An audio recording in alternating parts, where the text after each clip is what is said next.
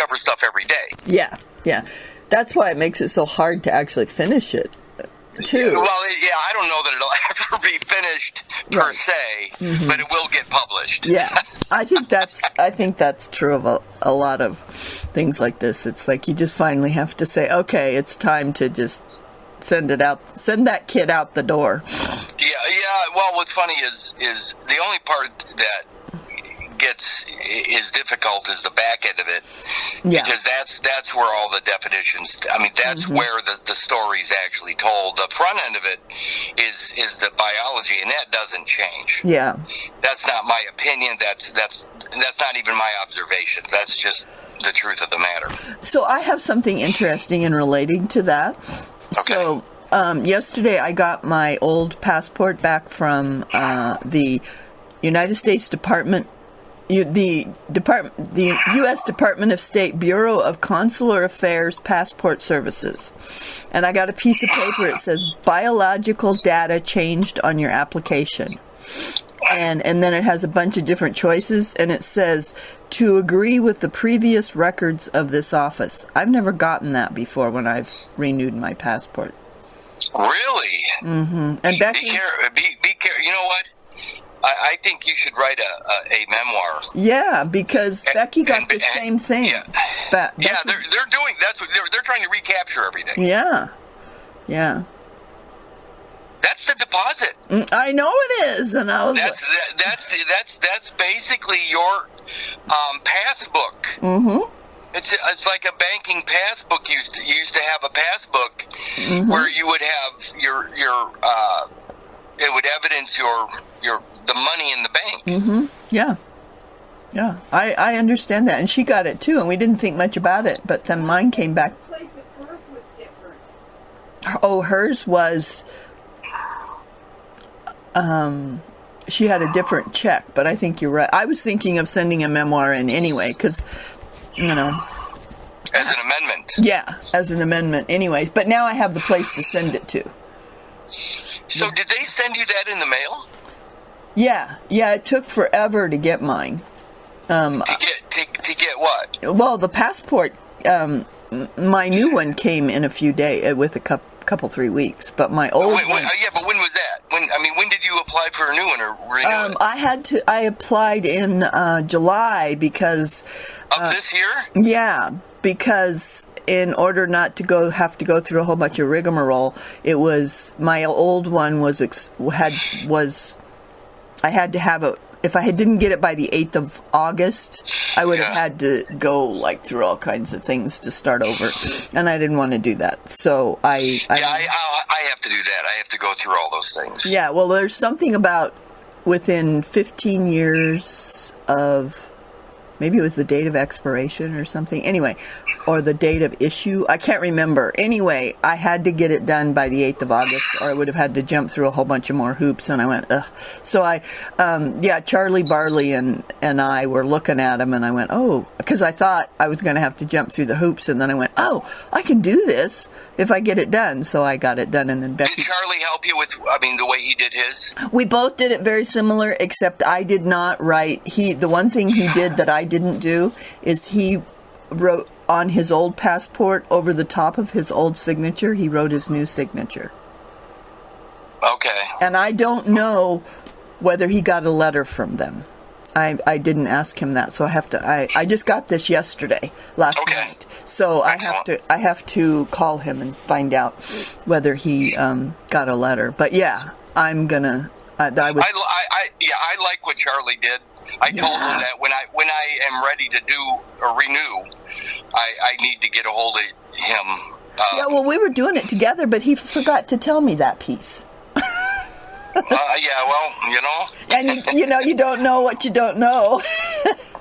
It was just one of those intuitive things that he did at the last minute, but it didn't occur to me to ask him about that, so he told me after he told you. I'm gonna. Debbie and I both, actually my son as well. Mm-hmm. They're all expired. I think we got them in around 2003 or something like that. Yeah. The updated, and then How long do they last? 10 years. So mine probably expired around 14. Yeah. Something like that. Yeah. 10 years.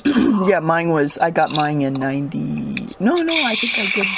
I can't remember. Oh, well, when would this one expire? I guess I could look here and see. I've got it right here. Yeah, I think that you can probably carry that. Mm-hmm. I mean, if you were ever pulled over or stopped, you give the passport or passport card would be easier, obviously. Yep. And I mean, did you get a card as well, or yep. are you planning on? Okay, yep. Yeah. So I mean, you hand that along with the driver's license. Yep, and I did the expedited so that it wouldn't take forever to get there. I mean, I spent the whole wad to get it. I would do the same thing. I mean, seriously. And again, once it's hard for me to even sit down and do anything, yet alone, to finish this book, then to redirect and try to get that passport thing done. Mm-hmm. I think it's important to have it, but I don't know, Yeah. I think passports are basically just evidence of the deposit. I do too, because, I was looking at the history of passports when I was doing this, and I know my dad, he didn't have one. It wasn't even a thing until after World War II. It wasn't a thing. 1952 was the year that they started. I remember reading that just recently. 1952 was when they started making it a requirement to have some kind of... Because before it was just travel papers of, Well, that makes perfect sense because, I mean, I was going to actually, I changed directions and sent you some stuff, privity of contract is what we're going to end up talking about today. Okay. But, I mean, I was actually thinking we were going to do statelessness. Statelessness, we'll get to maybe next week or something, but statelessness became an actual thing in 1954. So they created, I mean, with this cut, they created a place, a sort of an unknown space where we fall into this gap, this hole, and we become stateless. Yes. Well, that's because of the cut, and that was 1954, and they had a convention on statelessness in 1954, and I think everybody should go look at it because that's really what the problem is. Statelessness is where you're not a national, where you're not actually known to be a national of any country. Well, first of all, the idea of a national, what the hell does that mean to be a national of a country?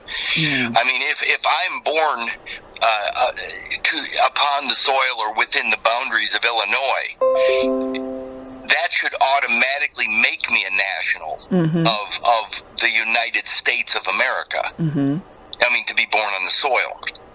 To Illinois, it should be automatic, but it isn't. They by having the cut, they now have separated again. That material that's left behind, and of course the indigenous person that's wandering around outside the womb. The wandering around person, the indigenous person on the soil, is stateless. That's the one that, I mean, so it doesn't belong to any nation. And that's the one that is lost to the system. And so they created a stateless position basically for all the birth certificated indigenous persons, the ones that don't know how to reconnect with that godly origin, so to speak. You know what I mean? In other words, it's a horrible thing what they've done to make everybody in the world stateless. So then they're basically what everybody has become is a refugee. Yes. A political refugee. Yes. And they're political refugees because the politics of this world is Christianity. Yes. That's what. So the ecumenism, the ecumenical economy built on the blood of Christ as the passport, so to speak. That Christianity is your deposit. The goods on deposit is that blood of Christ, the Lamb of God, whatever. That's on deposit. That makes you the surety within that Christian system. And again, I just posted a pretty decent podcast from a ex minister or whatever, and he's basically saying that Christianity is communism, and it is, because they pool the blood. Yeah. It's a blood pool, but the blood itself would be the deposit, the human remains left behind. The afterbirth is that blood pool. Hold on just a second. Hey, hi, I'm on a call. Okay. So, can we talk later? Yeah, when you get a chance, I was going to see if you don't. Oh. All right. I'll be just back.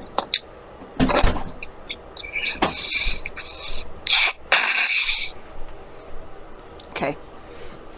So that's that statelessness, that passport itself, I believe, evidences the deposit. Mm-hmm. And if you have a deposit that guarantees security when you're crossing borders, that evidences the ability to pay, so to speak, within another country. You know what I mean? Say that if you have the passport. If you have a passport, it allows you to cross borders or boundaries within that Christian system. Right. Because you have Jesus on deposit. Mm-hmm. And you're saying that passports were starting to become issued after World War II, around 1952-ish. Again, when you got Jesus on deposit, that's he's known as the friend, or the friend of the court, which is the curia. Mm-hmm. You know, amicus curiae, which is friend of the court. Mm-hmm. That's your deposit. And then you act as the agent, you know, for that material that's on deposit, that decedent state. Mm-hmm. But anyway, but that's the passport. And passports, you're right, they didn't exist before that blood of Christ deposit. Mm-hmm. Mm-hmm. It's pretty disgusting. Yeah. I mean, the Christianity is pretty nasty. Yeah, I was listening to that guy last night that you had on Facebook. Yeah. Yeah, I actually listened to that whole podcast because I picked out some things. I mean, the turning of the cheek type of thing, and when he got after the concept of pacifist, he doesn't know what pacifism is. Mm-hmm. He doesn't realize that even though he used the word pacifist, he didn't understand what it really was. Mm-hmm. And the pacifist is evidenced by that deposit, that blood deposit. But the other thing is, pacifism by itself, it doesn't negate nature. Mm-mm. And nature has self-preservation. Right. So if there's anything that is threatening to that biological entity, self-preservation kicks in. It mm-hmm. doesn't mean you're aggressive towards anything else. Mm-mm. It means that you are self-preserving. You will do anything to stay alive. Mm-hmm. And that means that if somebody comes, through my gate, I get to wipe them out. Mm-hmm. If they're trying to harm me or my family, I can just obliterate them. Mm-hmm. And that's self-preservation. That is, and it's still being a pacifist. Hey, listen, inside my boundaries, inside my kingdom, it's me. It's mm-hmm. my property. It's mm-hmm. private. Mm-hmm. But you come inside that gate, and self-preservation kicks in. I'm still a pacifist. Mm-hmm. But it doesn't mean I won't defend my property and my life. Well, we have once again the general concept that's out there that's been put out there of what pacifism is, and then what is the actual word itself. It's. Well, think of nature. Exactly. If you think of a wolf, mm-hmm. As brutal as a wolf can be, realistically, is a wolf a pacifist? Well, all of nature is. Absolutely. Nature doesn't have motive. They're just being nature. Mm-hmm. So they're not aggressors, moral aggressors. They're not going against ideals. Mm-mm. Wolves aren't going against ideals. A wolf is just being a wolf in nature. Yes. So realistically, the concept of nature itself, to me, nature is a pacifist. Mm-hmm. It just is what it is. It's not aggressive.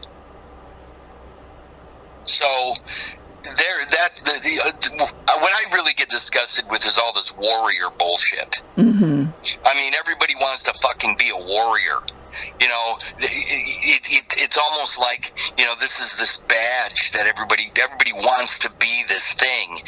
To me, it's moronic. Mm-hmm.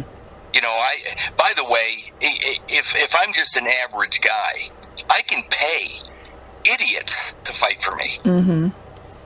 I can pay the most brutal thugs in the world to defeat some other brutal thug. Mm-hmm. If I have the money. Yeah, it's called. I don't need to. Yeah, can say it. It's called Catholicism. Yeah, they get to wear their dresses, but they send out the monsters to brutalize everybody else. Yeah, or the mafia. I mean, which is an outgrowth of Catholicism. Yeah, nothing personal. It's just business. Exactly. Let me break your legs. Well, you know what's funny, and we'll get started here pretty quick. But the Godfather, you know, I want you to make him an offer he can't refuse. Well, there's only one offer that I know of you can't refuse, and that's an offer that you don't know has been made. Yeah. That's the only one you can't refuse. If you don't know you were made an offer, you can't refuse it. Because every offer can be refused. Right. I mean, it might cost you your life, but you can say no. Mm-hmm. You know, you might be tortured, but you can still say no. Yeah. Every offer can be refused except the one that you don't know was made. Yes. And when they cut that umbilical cord, there's an offer on the table that you don't know exists. And somehow you become a party to that offer, and you don't even know you're a party to it. Mm-hmm. And that's what privity of contract's all about. But let me start with this. A couple of things. Go to Romans 11:16, King James Version. I'm going to go to it right now. Romans 11:16.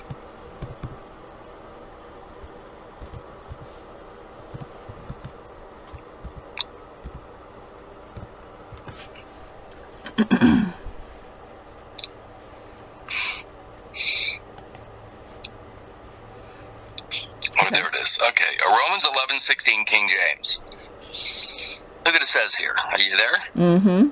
For if the first fruit be holy, the lump is also holy, and if the root be holy, so are its branches.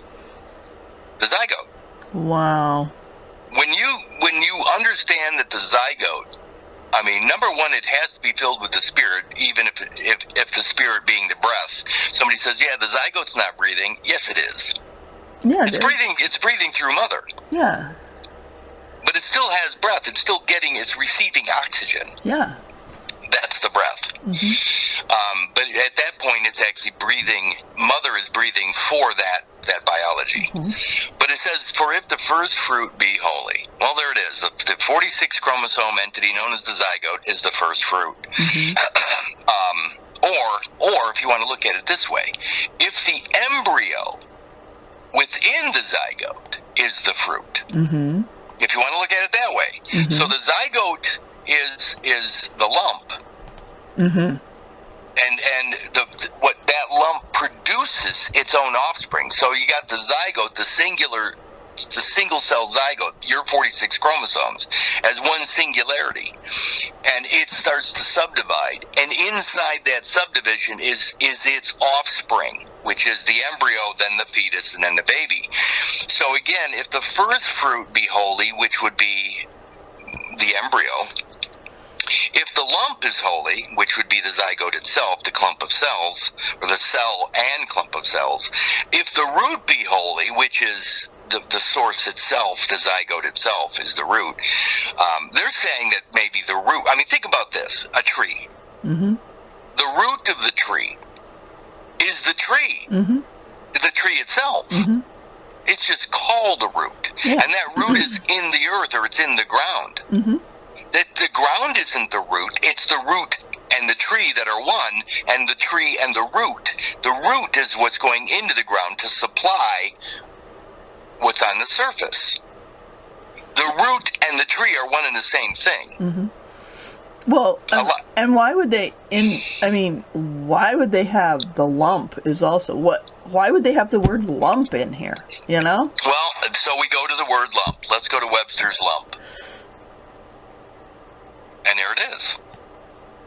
I know, but I mean, it's just more proof that of what you're saying. It's all or nothing. Yeah. This is the whole idea is that it's all or nothing. If they cut a piece of that lump off, it's still the lump. Yeah. And so when they cut the umbilical cord, they're cutting apart what is already whole. And if all of it's holy, then all of it's holy, including what they cut apart, even though they broke it. Mm-hmm. Even though they set it at fault. Mm-hmm. Even though they abridged its entirety. But look what the definition of lump is. A piece or mass of indefinite size and shape. Mm-hmm. That's the zygote. Mm-hmm. Aggregate, totality, mm-hmm. Majority, protuberance. I'm looking for something. There it is. Not divided into parts. Adjective. Mm-hmm. Entire. Mm-hmm. Not divided into parts. Mm-hmm.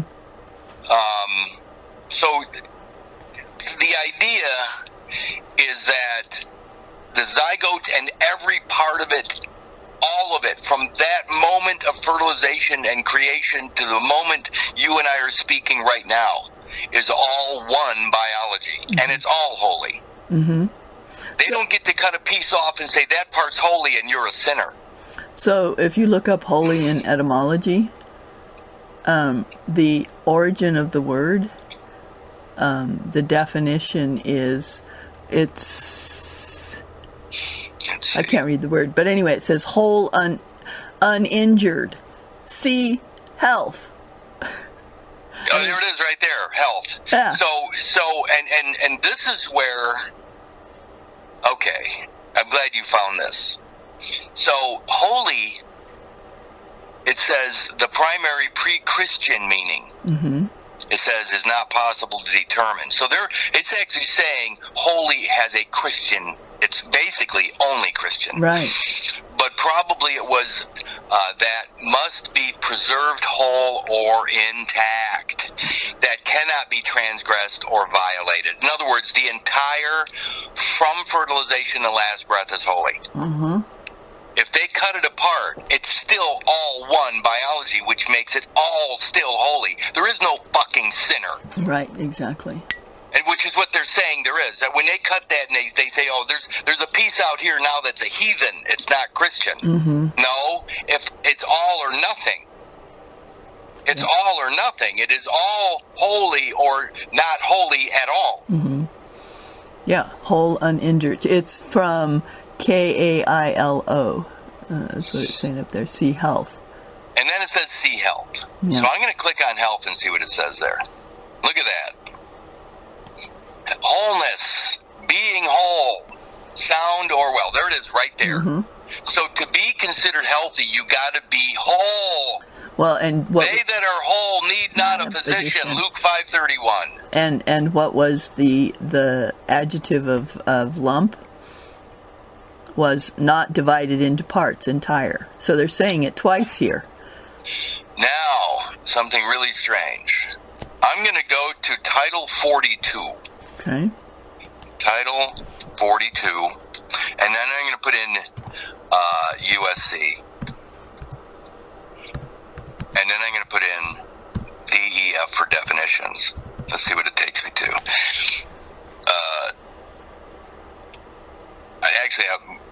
I'm just going to go to Title 42. Title 42 is public health and welfare. Okay. Okay? Mm-hmm. Title 42 is public health and welfare.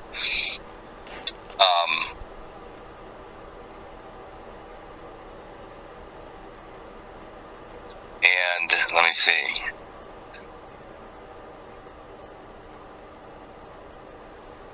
I'm looking for something specific, so just hang on a second.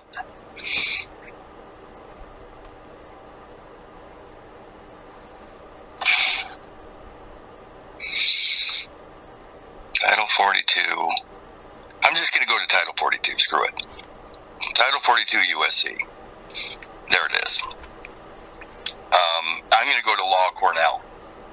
Okay, I'm on U.S. Code Title 42, and it's got all. I'm at Law Cornell. Yeah, me too. And Okay, it's got all the chapters in it. Okay.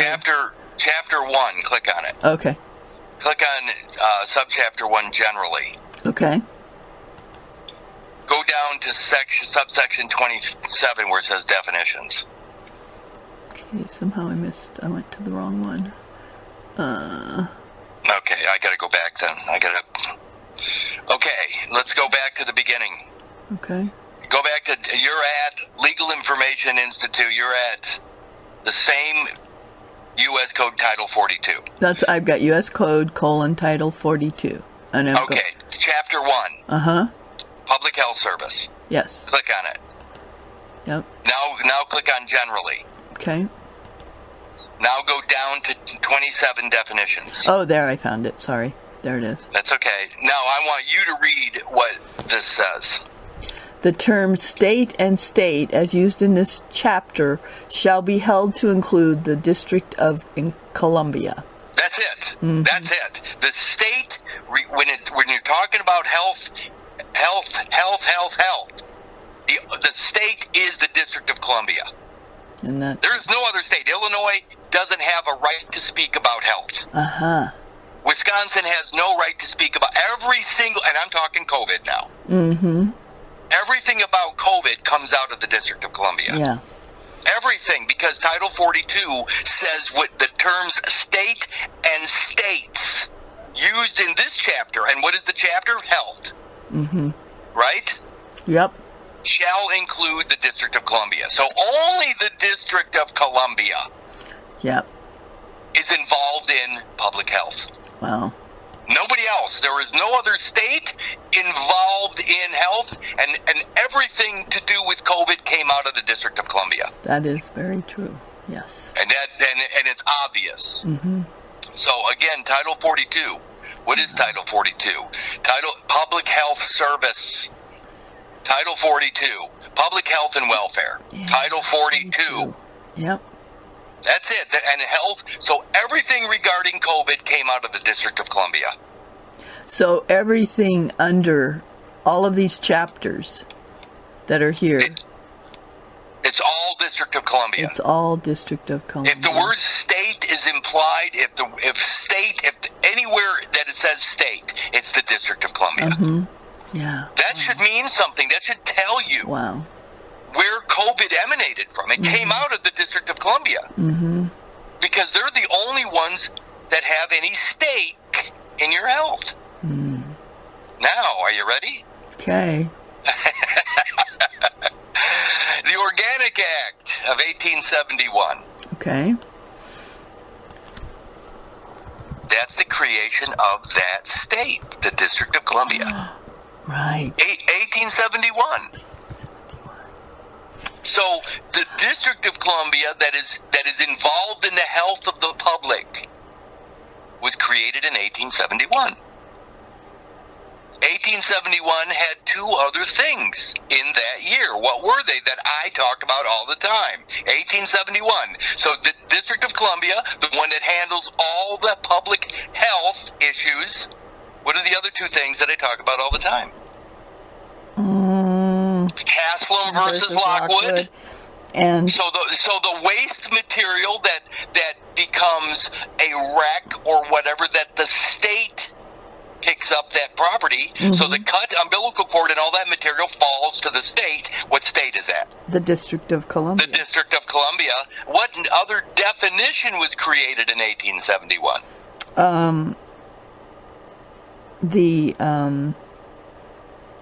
The definition of person, wasn't it? Phantom toll booth, phantom limb. Phantom limb. So phantom limb was created in 1871. Why? Because when they amputate the umbilical cord, they create a phantom limb. Yes.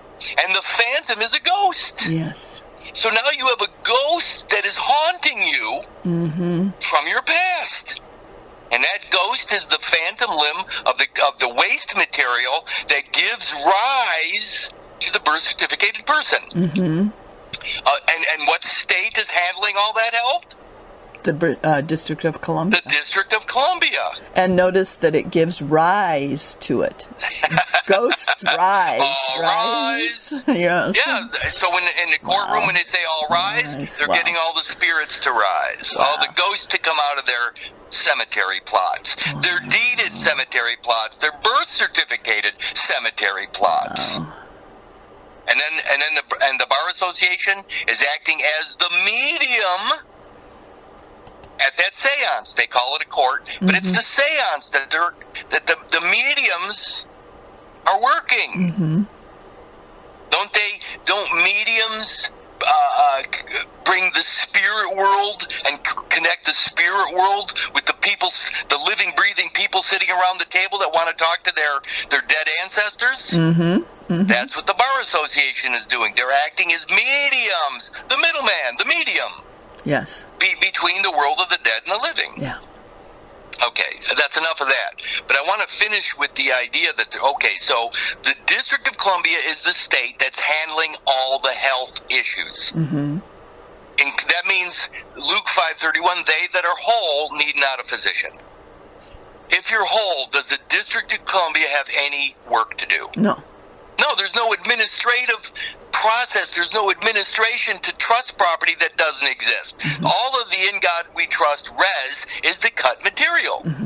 If there's no cut material that has fallen to the ground and acted upon as if it's been abandoned, if there's no abandoned biology, if there's no human waste, if there's no human remains, the District of Columbia doesn't have any work to do. No. Okay. By the way, in the Civil War, and the Civil War is important because civil means Roman. Civil means public. Yes. So they created a public in the Civil War. They actually created a civil rights character. Yes. In 1866. Civil rights character, the person of color. They pretended that they were fighting for melanated people, but what they were doing were establishing rights for corporations. That's all they did. And at the end of the Civil War, they had the 14th Amendment citizenship. Yes. Which is the franchise of rec. Yes. Okay, so they created a franchise, a commercial franchise for the wreckage, for the wreck that was left behind. The biology, the human waste is the wreck. It's where your ark, your boat, the boat you came in on, has become abandoned or derelict. Yeah. And they created a franchise, a 14th Amendment citizenship for that wreckage. Yes. And then the District of Columbia was created in 1871. The Phantom Limb, the Haslam versus Lockwood, the abandonment of the waste material, it's all the same thing. And ultimately, what did they call the acts? ACTS. What did they call those acts at the end of the Civil War?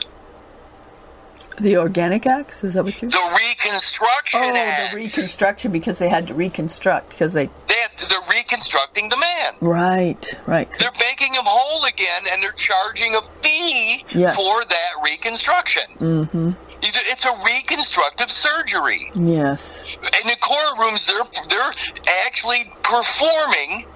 Look, all we have to do is look up the word forensic and forensic courts. And the Department of Justice, their forensic courts, they are performing reconstructive surgery. Yes, they are. They're making you whole again, and they're charging you a fee to do it. Yep. Okay. Now, let me see what else. So, again, Title 42, the public health, the health itself. The only state involved in public health is the District of Columbia. It's right there in definitions at Title 42. Yep. You read it for yourself, correct? Yes, I did.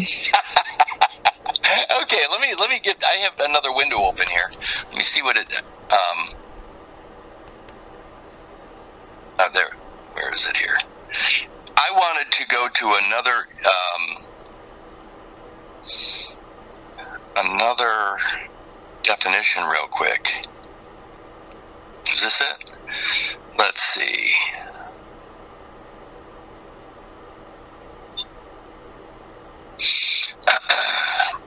Because we're going to do privity of contract, but let me see if I can.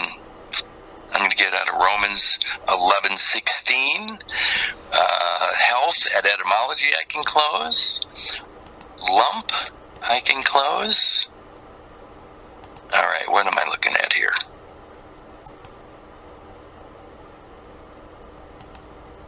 You know, we can probably get into the privity of contract because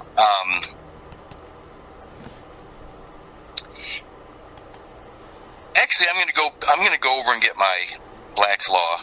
Okay. Because I want to define goods again. Okay. I that is probably one of the most important words for people to understand, because goods, whenever I see the word goods, the only thing I can think of is what? Unborn of animals. Unborn of animals. Yep. Now, the afterbirth, the placenta, because of the definition of born alive, the placenta, while it's still in the womb, when they cut the umbilical cord, that material's still in the womb. Mm-hmm. And the fetal material, which is you, baby's outside now, but when the biology crosses the threshold, it passes through the birth canal out of the vagina, that material that was once called fetus changes terminology, and it's called baby. Yes. But while in the womb, it's called fetus. I mean, moments before, it's a fetus. But as soon as it passes the threshold out into this realm, this world, it's called baby. So, but when they cut the cord, they have a baby on one side of the threshold, and they have fetal biology on the other side of the threshold. Yes. Unborn fetal biology. Yes. So now you're in a position of the baby is born, but the rest of baby is still called fetus, and it's unborn. Yes. So now there's an unborn version of you, an unborn animal, that will come out as afterbirth, or placental material as well. Yes. So that's why unborn of animals refers to the afterbirth. Yes.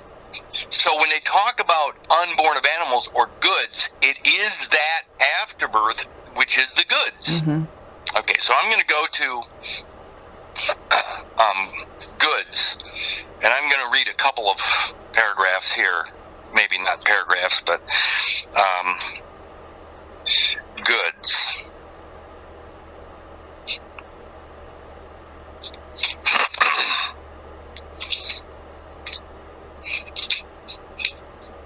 Goods. It's on 624. 624. Goods says a term of variable content and meaning. It may include every species of personal property, or it may be given a very restricted meaning. So species,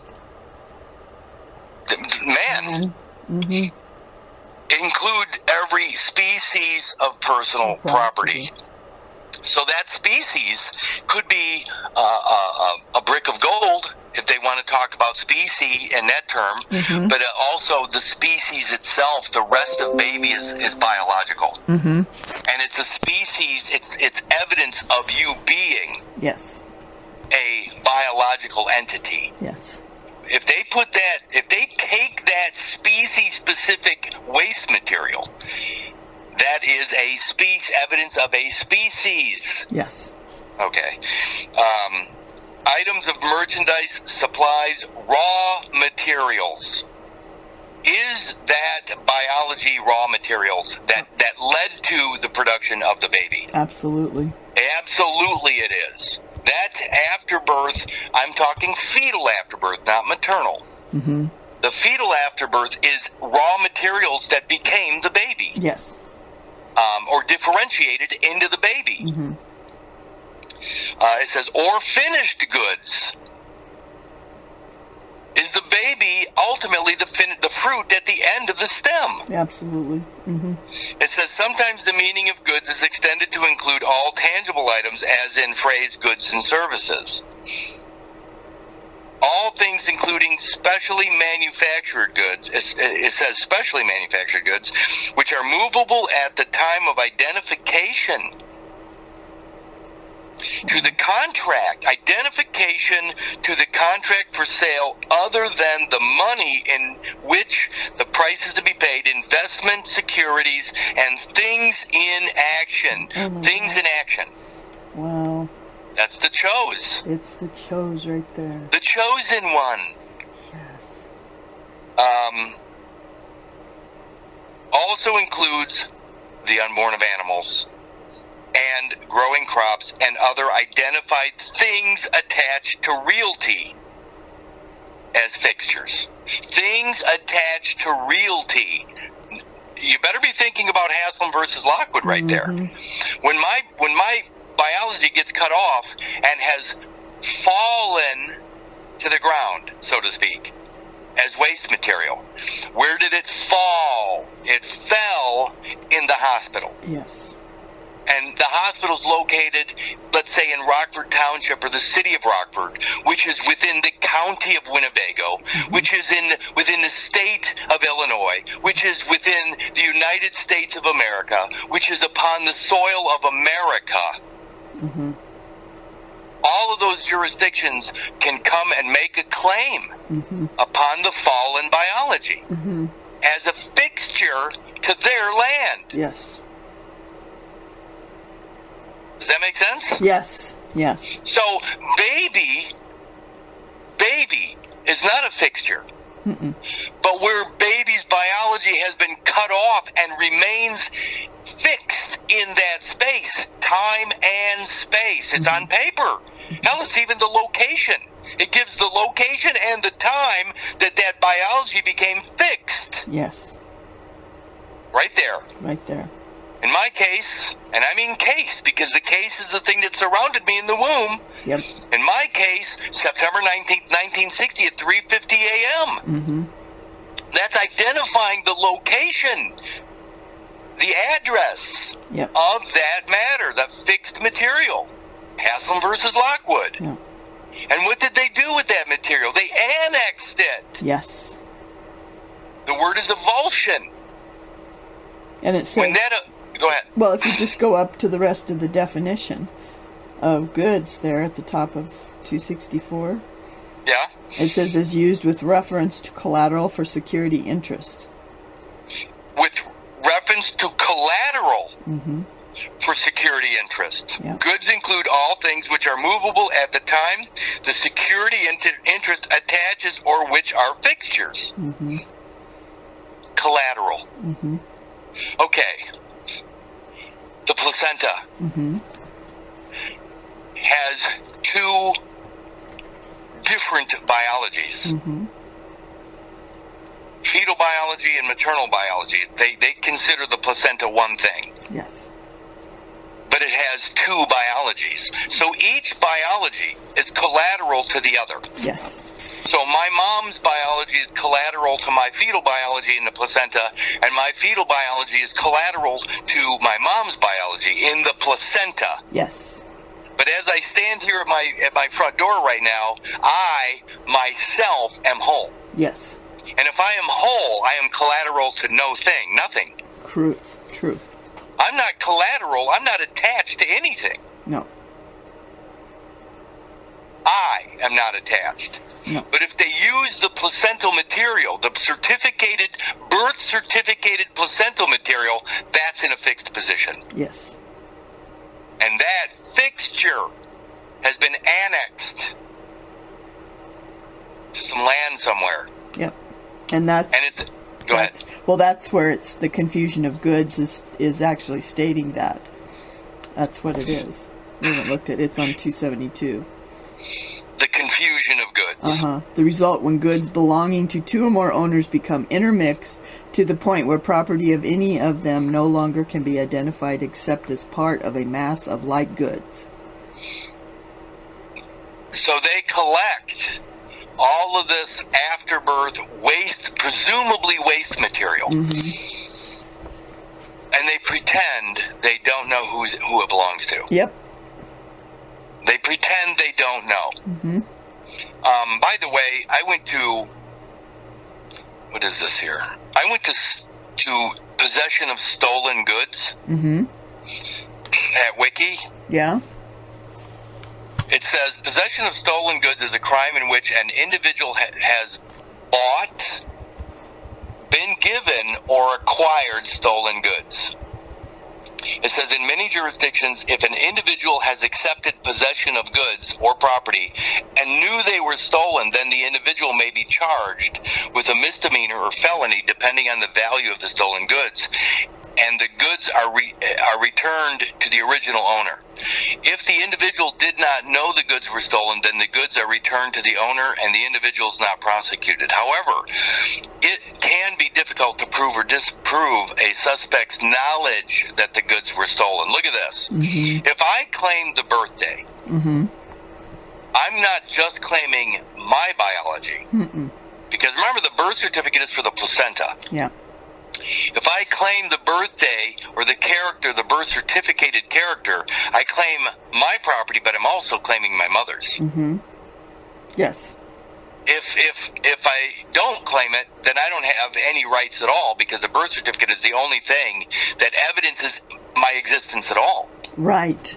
Yeah. So what they got me on is if I do claim it, it's a damned if you do, damned if you don't. If I do claim it, I'm participating in a crime or confusion of goods. If I don't claim it, I don't exist. Right. That's my option. Those are my options because of the system they devised. Right. I either don't exist at all or I'm a criminal. Yeah. Those are my two options. Heads I win, tails you lose. Heads, they win. Tails, I lose. Yeah. So this is a perfect place. Kevin called me the other day, and after listening to the last audio, he was the part about it being murder if we accept the birth certificate. Do you remember that? Yeah. Well, he knows everybody in Hastings, of course, but anyway, he was walking down the street and he ran into the judge that he knew, and he said hello to him, and he said, "Hey, is this true?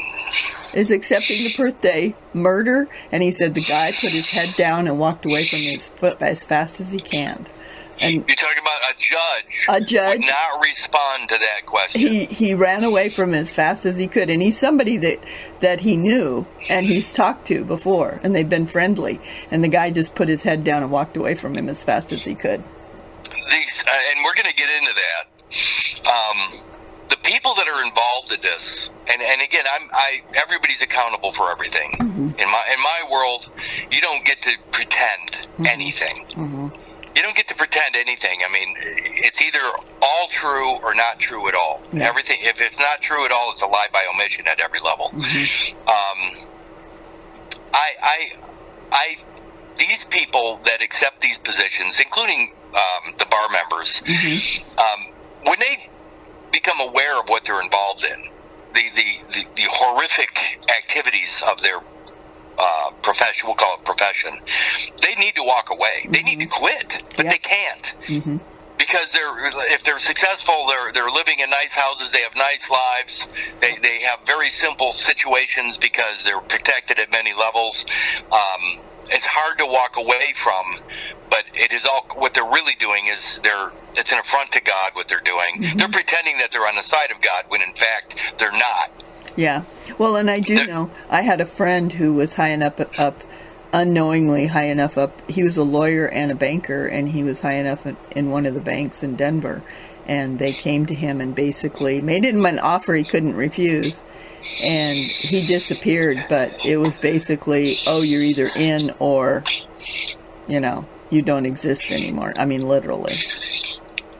Did he choose? He chose to walk away, but he came to us who were in a group with him and told us, "You'll never see from me again, and I'm going to disappear, but I don't know if I'll live." That's basically what he told us. Yeah, I think that when you're getting paid, again, if you're taking money for something, that's an agreement. Yeah. If you're taking money for something, that's an agreement. You can't take the money and not fulfill your end. Right. So, again, they have to stop taking money and maybe even give back the money they took. Mm-hmm. Because that's when you find out that you've been involved with this incredible criminal activity against man. Mm-hmm. I mean, you're involved in genocide, for crying out loud, on paper, where entire populations have been decimated, and you're okay with that. Mm-hmm. It's hard for me to even think that there are people that could accept money. I mean, you're talking about the ultimate whore. Yep. The ultimate whore. Yep. To stand and watch and participate in the decimation of the entire world. I know. We got to get beyond this because this is too horrifying to think about. Yeah. I'm at Stolen Goods, and it says a person handles stolen goods if otherwise in the course of stealing, knowing or believing them to be stolen goods, unborn of animals. The moment they cut and take that biology, that's the rest of me. That makes me whole. Yeah. It's mine and mine alone to do with as I wish. But they take it before I can ever do anything or make any decisions. They amputate it. Yes, they and do. take it for themselves. That's receiving stolen goods. Absolutely. And it's stolen because I didn't authorize it, and I couldn't at that moment. And even, you know what? My dad, my mom don't have the right to authorize my being to be taken away. My wholeness, they don't have that right. Nobody has the right over your biology. No. To make any commitments or any contracts with your biology. No. Click, do you see that thing? It says Stolen Good redirects here for the 1915 American film. See Stolen Goods. Have you ever clicked on that? No. 1915? Wow, yes. look at that. That's what I'm saying. Oh my God, 1915. Read what it's about. It's a silent film directed by George Melford and written by Margaret Turnbull. The film, okay. An orphan. This is the plot. An orphan named Marjorie is working a dressmaking company in New York. She's sent to prison when a rich kleptomaniac named Helen North puts some stolen lace in Marjorie's handbag. After leaving the prison, she becomes a nurse for some time until the hospital she works at finds out she has a record. She leaves and becomes a nurse at a Red Cross emergency hospital in Belgium. Look at that. 1915.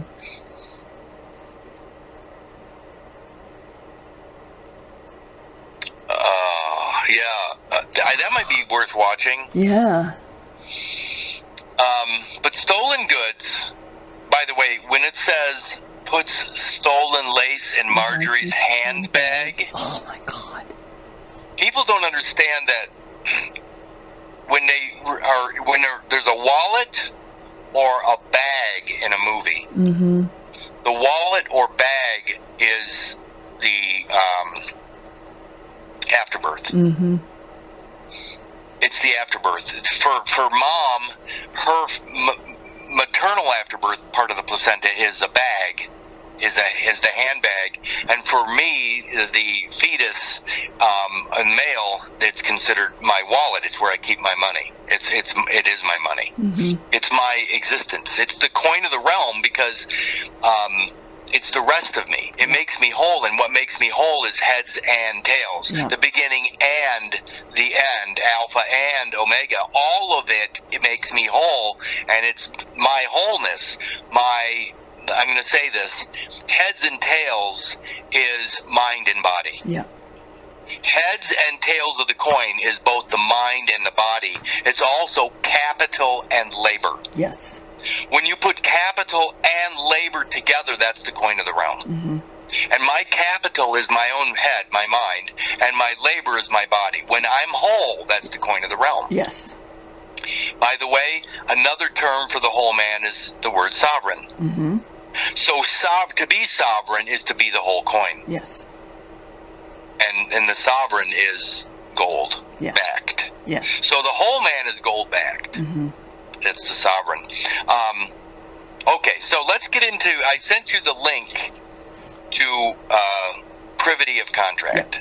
Okay. And a lot of what we've already talked about today will start to link to this, because so many people think that this is all about contract. Mm-hmm. No, it's not. It's not. Okay. I don't have any fucking contracts. Oh, right. I don't have any that I know of. And if contracts somehow tie me or join me to these agreements, they're all fraud. Yes.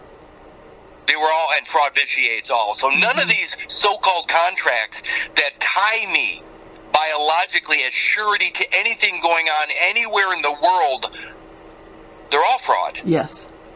Because I can't even give up any of my biology. I cannot tie my biology to anything, because that's my life. Wow. I can't do it. Mm-hmm. And I don't know of any indenture that I've willfully participated in. I don't know of any voluntary aspect of my existence where I volunteered away or sacrificed any piece of me for the greater good. Right. The greater good.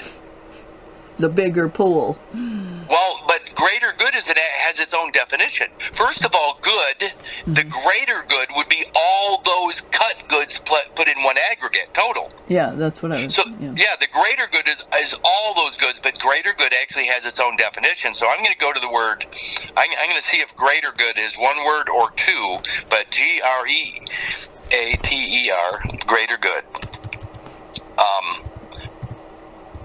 Greater good meaning. Let me see if that... Okay, so Wiktionary pops up right away with greater good. It says the benefit of the public,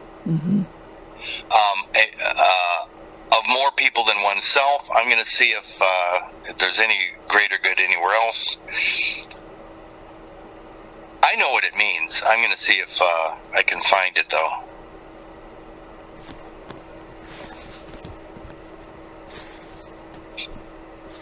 Of course, the public is civil society. Mm-hmm.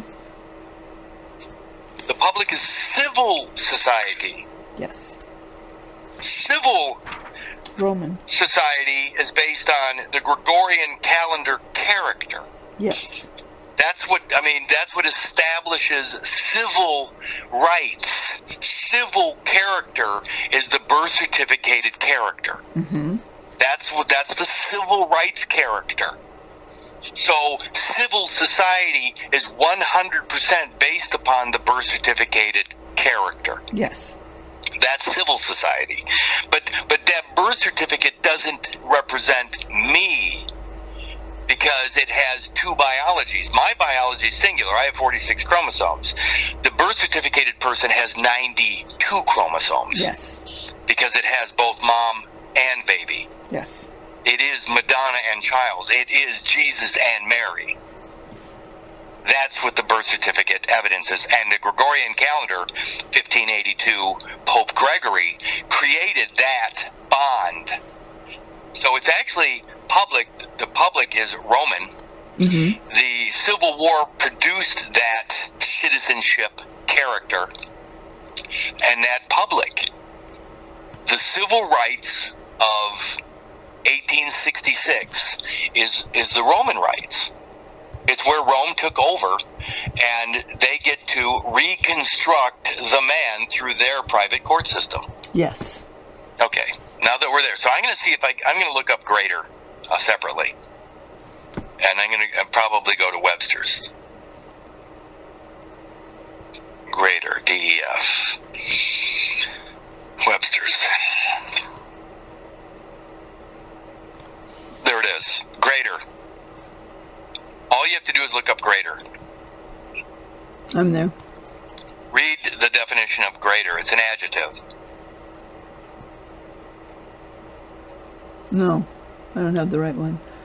Adjective often capitalized, is that right? Yep. consisting of a central city together with adjacent areas that are naturally or administratively connected with it. Look at that. Consisting of a central city. Wow. That's greater. Together with adjacent areas that are naturally or administratively connected with it. Wow. So a greater good are the goods that are connected administratively to a city. Wow. My guess is the greater good is connected to Vatican City. The central city, yeah. The central city. Mm-hmm. The city of Rome. Wow.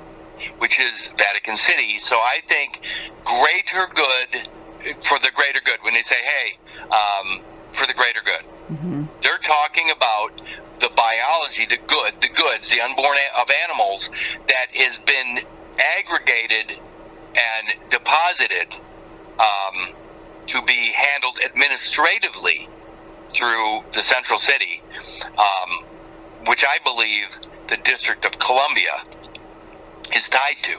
When you see that, you know, D.C., the District of Columbia, the Bank of England, or the City of London, and Vatican City are all tied together, I believe that the greater good is the deposition or deposit that evidences your participation, your voluntary participation in that civil public. That administratively connects you with it. Right. Yeah. And go ahead. Well, in Black's Law, great, it says considerable in magnitude, power, importance, intensity, or degree, as used in various compound legal terms. This word generally means extraordinary, that is, exceeding the common or ordinary measure or standard in respect to physical size or importance, dignity, etc. So, me standing here, missing a piece, may be considered ordinary. But the piece that was cut off of me is extraordinary. Yes. It shouldn't be, but because it's all it really is the rest of me. It's the rest of my biology, the rest of my singular biology. Now, if you add mom's biology, that's when I believe it becomes extra. When you add mom's biology and the fetal biology, and then you give it to me, I have more than my biology. Yes. I have extra biology, which happens to be mom's. Yes. Now, that might be considered a dowry at some level. But I have a funny feeling that maternal afterbirth is the bank, is tied to the bank. Oh, wow. That's where the money has been placed. In other words, if I don't find a way to my biology, my fetal biology, I can't connect with the rest or the bank itself. I need to, we're going to get into that. Privity of contract is going to explain this. Okay. But greater, the adjective says, consisting of a central city. That's greater. It says, together with adjacent areas that are naturally or administratively connected to it. Again, if my biology has been cut and removed and taken and placed in a pool, the greater good, right? It looked, and that's communism. Yes. They put a piece of me, they pooled a piece of my biology into this greater good system, and they administrate over it, and that's a communist system. Absolutely. Okay. It's really important to understand the biology. Yes. Privity of contract, unbelievable. Ready? Yep. Do you have the Wikipedia up? Yes. I'm going to it right now. I printed it off, but I'm gonna We're be doing using wiki first. Oh yeah, I'm gonna just do the privity of contract. First of all, let's do this. Go to privity.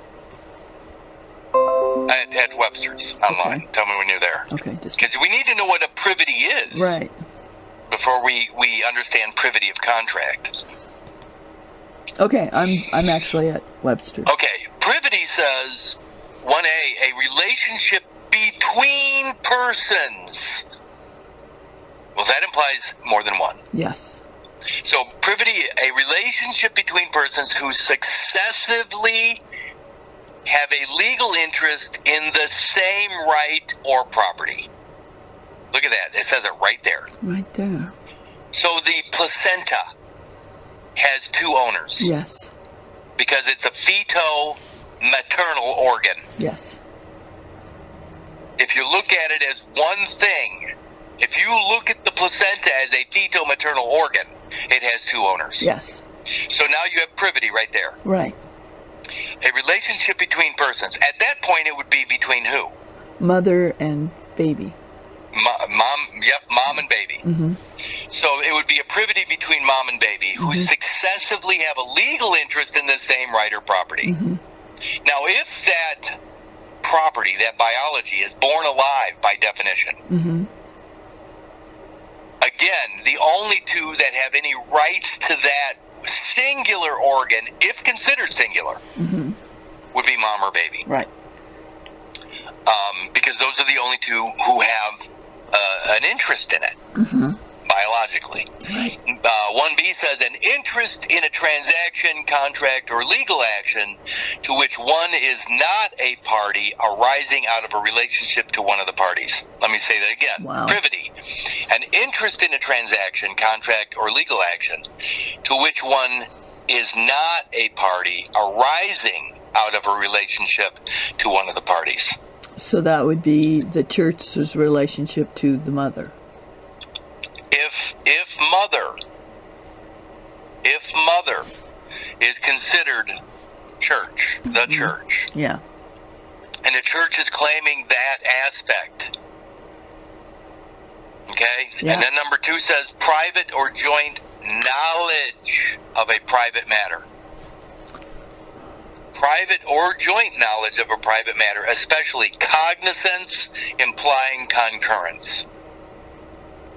Cognizance implying concurrence. Now, all we have to know is that the placenta, if considered a singular thing, has two owners. Now, if I say all present and accounted for from fertilization to last breath, does that placenta as a fetal-maternal organ exist? No. No, it can't. Because if I remove my biology, if I recognize my wholeness, if I recognize my entirety from fertilization to this moment, then I leave nothing behind to remain in the placenta. Even if it physically exists. I'm still using that biology, right? If I'm still using it now, sitting at this table right now, if I'm still using that biology, can my biology be considered part of that deposition or deposit? No. No, because I'm still using it. I didn't abandon it. If I didn't lose it or abandon it, can it be found? No. Well, If I didn't lose it or abandon it, can it be discovered? No. So when these guys are pretending to do this discovery, can they discover a piece of me? No. Can they join me to something if I'm still using it? No. Not unless you No, volunteer. they can't. They can't bind me. They can't force me to attach myself to a dead body. Yep. They can't conjure that up. Well, they do. I know, but in reality they can't. The problem is everybody wants to claim this birthday. I should so anyway, we did this flea market over the weekend, and my ex-wife we shared a booth with my ex-wife, who by the way is about as nice a being as you can possibly get. She put up with me for way too long. Anyway, she had this little statue, this wooden carving, where it has this religious character carrying a lamb on his shoulders. I I'm going to post this today, by the way. I'm going to take a picture of it after this call, and I'm going to post this picture.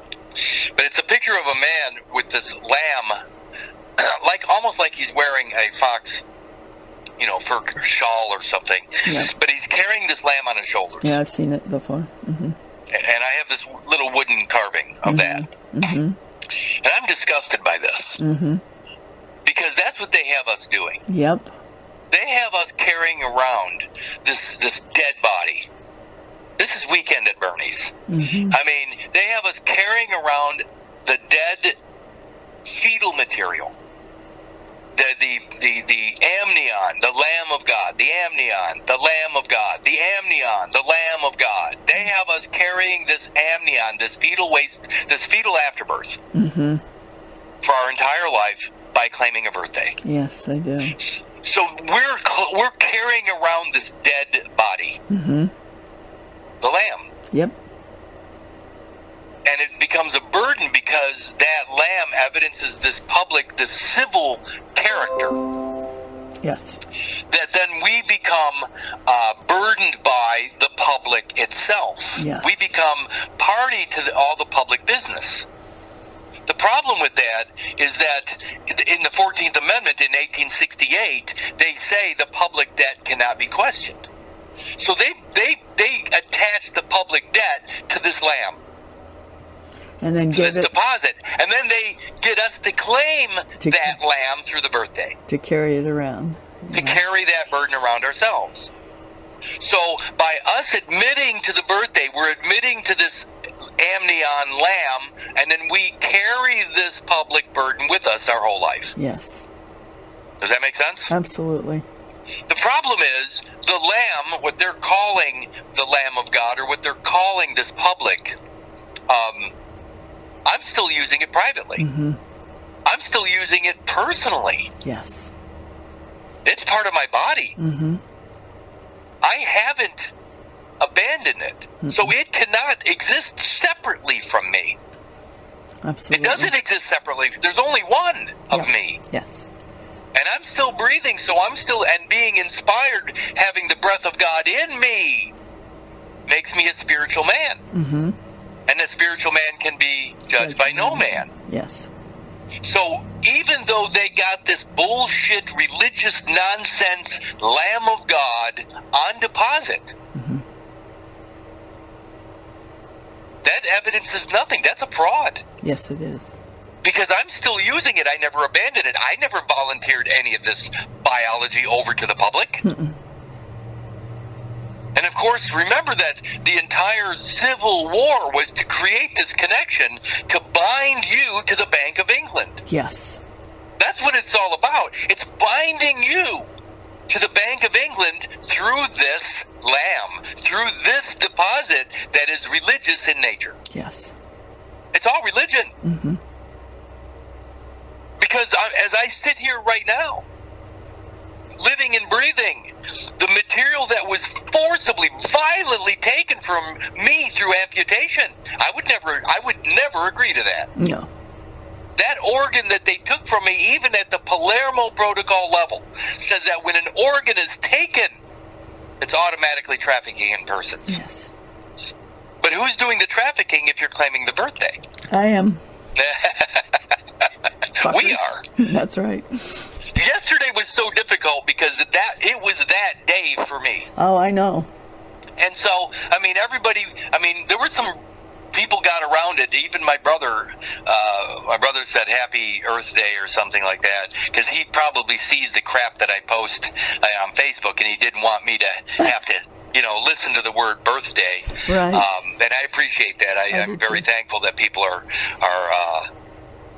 respectful of my, mm-hmm. at this point, my knowledge mm-hmm. of the truth of the matter. And even last night, we were sitting at the bowling alley, and we have a really nice little bar upstairs that we go to. And Tom, the bartender, always has a really good selection of NA, non-alcohol beers for me. Mm-hmm. But, he said, hey, you know what? If you sign up for this thing here, you get a free meal, because it's your birthday. I said, I can't do that. Mm-hmm. I can't sign up for anything that lays claim to that as a birthday. Yes.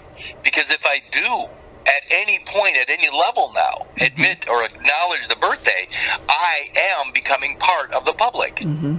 And being part of the public makes me a non-private man. Yes. So as long as I allow that piece of me to become a decedent estate in the public, to be administered by a public official or a public office, Isaiah 9:6. Mm-hmm. If I allow that material to be consideration Mm-hmm. into the public system, the civil rights consideration, then a piece of me can be adjudicated or adjudged inside that civil system. That's right. This is horrifying to me because I'm still living. Yes. I don't really want to carry that dead material, that dead body around No. as an undertaker. Yes. It's an undertaking. Yes, it is. That's what they have us doing. They have us underneath that burden for our entire life, carrying the public. Yes. That's communism. It is. All right. Privity of contract is so obvious when you know this. This is so specific at this point. It says the doctrine of privity of contract is a common law principle. Now, common law, obviously we already know that the common law does not recognize absolute ownership. No. Well, don't I absolutely own my biology while I'm using it? Yes. Is there anybody else that has a claim to my biology? No. No. Unless somehow they got a piece of me to be viewed as voluntary consideration. Yes. Okay, so that's where this is going to go. The doctrine of privity of contract is a common law principle which provides that a contract cannot confer rights or impose obligations on any person who is not a party to the contract. I'll read that 10 times if you want me to. Yes. I'll read it one more time right now. The doctrine of privity of contract is a common law principle which provides that a contract cannot confer rights or impose obligations upon any person who is not a party to the contract. Now, I'm going to throw out an idea here. Let's say the United States has made a contract with America. Okay. The United States. Mm-hmm. Remember, the United States is an idea Mm-hmm. that lays over the top of a landmass called America. Yes. And specifically, the lower 48 states is in North America. Mm-hmm. Of course, the Americas were laid claim to by Rome in 1493 through Inter Cetera. Yes. So all of the Americas are considered Latin Catholic. Mm-hmm.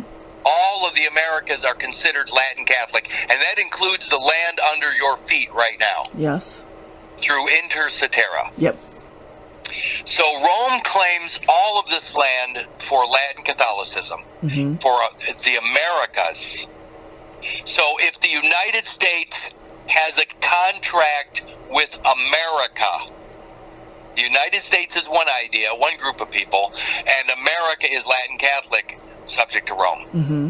So the United States makes an agreement with Rome. Yep. Now, can you see Mm-hmm. the United States of America that way? Yes. Mm-hmm. The United States of America is that United States and the Americas, or at least part of North America, as one bound together place. Mm-hmm. But there's a bond. There's a bondage. Mm-hmm.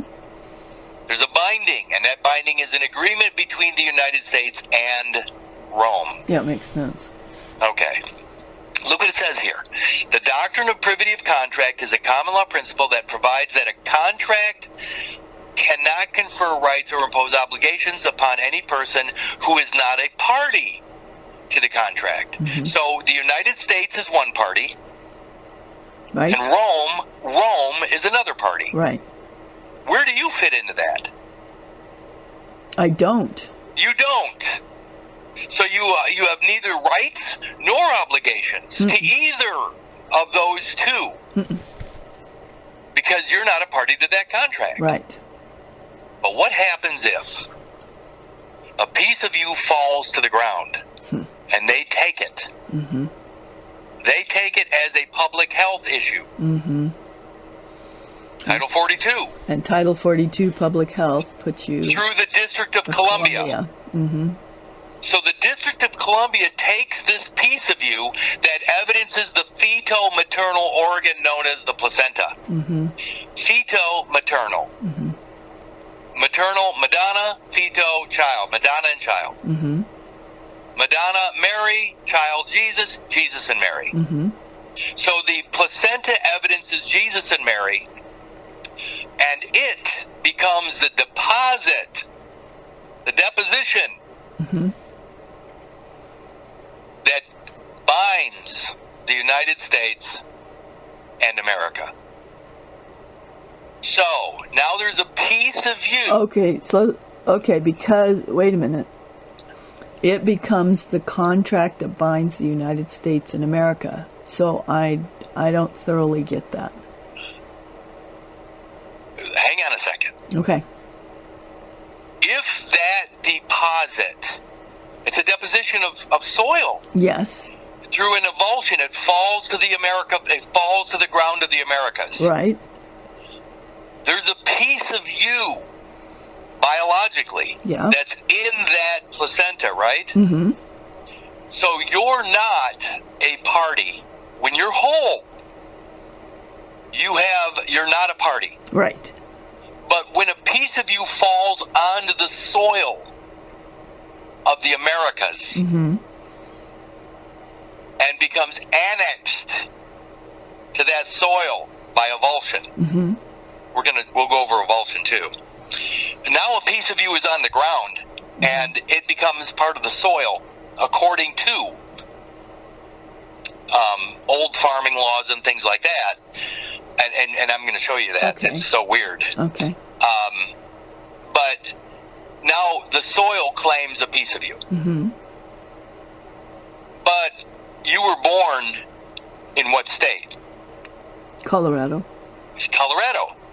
Colorado is part of the United States. Yes. So the United States confers privileges and immunities, but the biology has fallen to the ground of America, which is Rome. Yeah. Let me say that again.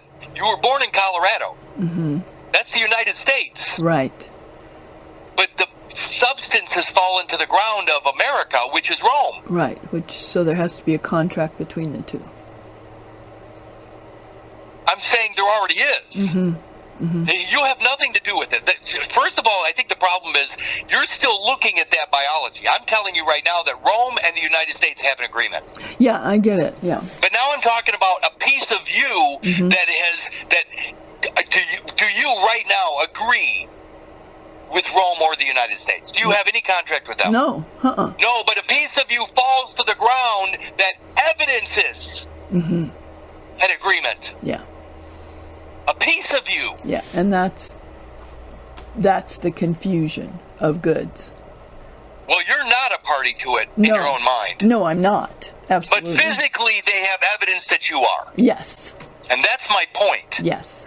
Is that privity of contract says it's the doctrine of privity of contract is a common law principle which provides that a contract cannot confer rights or impose obligations upon any person who is not a party to the contract. Yeah. The only way at this point you are not a party is to remove your biology from the equation. Yes.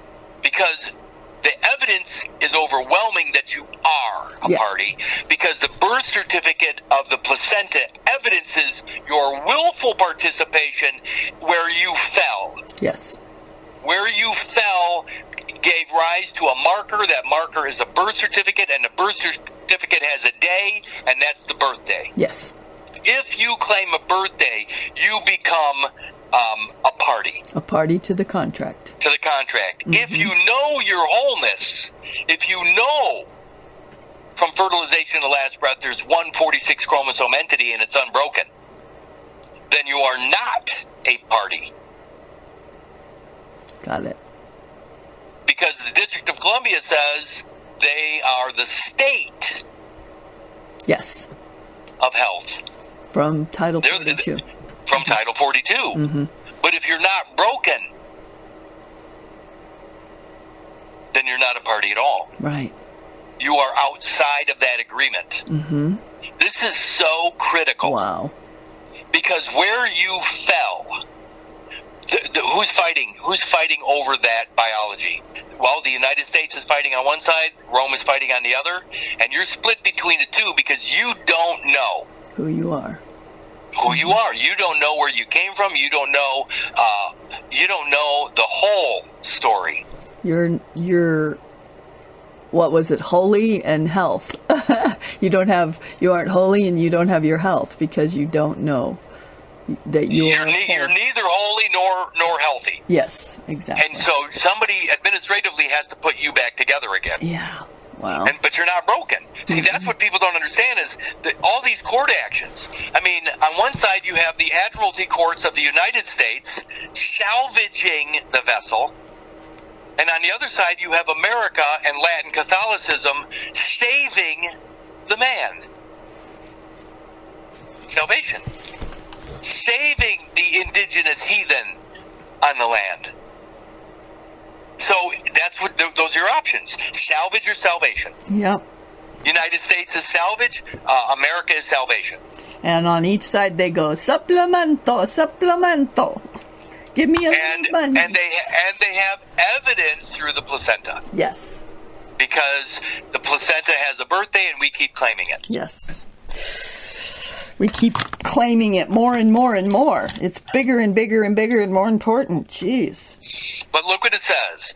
The doctrine of privity of contract is a common law principle that which provides that a contract, so the contract between the United States and America, I'm not a party to it. Mm-mm. But that's why we're struggling right now. This whole thing, COVID, covered identity, that is the bond. Yes. COVID's the bond. Mm-hmm. Covered identity's the bond. It's the infant that has fallen to the ground that is connecting the United States to America. That's the bond. Yeah. It's an infancy bondage. Wow. It's the infant that's binding. It's the child that binds. It's the tithe that binds. Wow. And the tithe that binds is the 10% or the piece that was cut off of you. It's considered a tithe. Mm-hmm. So you're tithing to that, or is the consideration. Yeah. But realistically, you're not a party to it. Mm-hmm. But you become a party to it. Hell, it's your birthday party. Yes, it is. Wow. It's your birthday party. Jeez. And every year you're recontracting with that birthday party. Wow. It's your birthday party. Yeah, and you're recontracting. It's my party and I cry if I want to. Yeah, you'll be crying. Wow. So, but it says who is not a party. So there's no rights, but there's also no obligations. Mm-hmm. I mean, no rights are conferred, but there are no obligations if you're not a party. Right. So let's go to, first of all, let's just prove something. Again, privity says a relationship between persons who successively have a legal interest in the same right or property. Mm-hmm. That's the placenta. Mm-hmm. And the placenta evidence is me and my mom. Right. Mother Earth, mm-hmm. Heavenly Father. Right. And heaven and earth are bound together. But you know what? They're bound together in me already. Right. When I'm whole, heaven and earth are bound together. Absolutely. Until I stop breathing. Mm-hmm.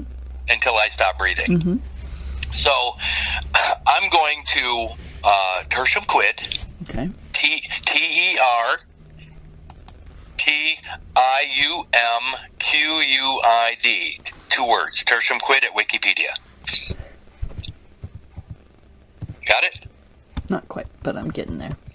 So the placenta is a tertium quid. It's a feto. It has biology of the fetus, my biology as the baby, and is a maternal mom. It is a feto-maternal organ. Baby and mom's biology together, combined, is the placenta, but it still doesn't make it one thing. It makes it 2 biologies combined. But they consider it to be one thing. For the in God we trust. Anyway, tertium quid says refers to an unidentified third element, which is in combination with 2 known ones. That is in combination with 2 known ones. The phrase is associated with alchemy. It is Latin for third something. That's your third person. It is. The placenta becomes the third party or third person. Now think about that. Before I forget this, you got the United States as one party to the contract, and you have Rome for the Americas as another party. Who's the third party? The third party's created out of that. No, the placenta's the third party. Okay, got it. When the placenta falls to the soil of America, it becomes the third party. Okay, got it. Yeah. And that's the bond that makes you responsible for the public debt. Wow. Because it's your biology. It leads back to you. It holds you accountable. So tertium quid it refers to an unidentified third element that is in combination with 2 known ones. The phrase is associated with alchemy. It is Latin for third something, literally third what? So the placenta is the third what? It's the third party. It's the third person. Go down to where it says in Christology. Okay. In the Christological debates, we're talking about Christ now, of the 4th century, tertium quid, it was used to refer to the followers of Apollinaris, who spoke of Christ as something neither human nor divine, but a mixture of the 2, and therefore a third thing. Wow. So the placenta's the third thing. It's the Christ. But to be fair, I like to say Jesus and Christ are 2 different things. Christ to me is the consciousness or the mind, where Jesus becomes the body. And when you put the 2 together, you have the mind and the body, which is the whole man. But they cut it. They cut the body. They separate the body from the mind. And they don't tell you what they did. And then they certificate the biology, the body. And they put that on deposit to hold you accountable for the public debt of the United States of America, or the public to whatever country you're living in. That's what this is a public debt, but the public ultimately is the city. It's the greater good. There's only one city. Right. It's Vatican City. Vatican City. I mean, it could be the city of London or the District of Columbia.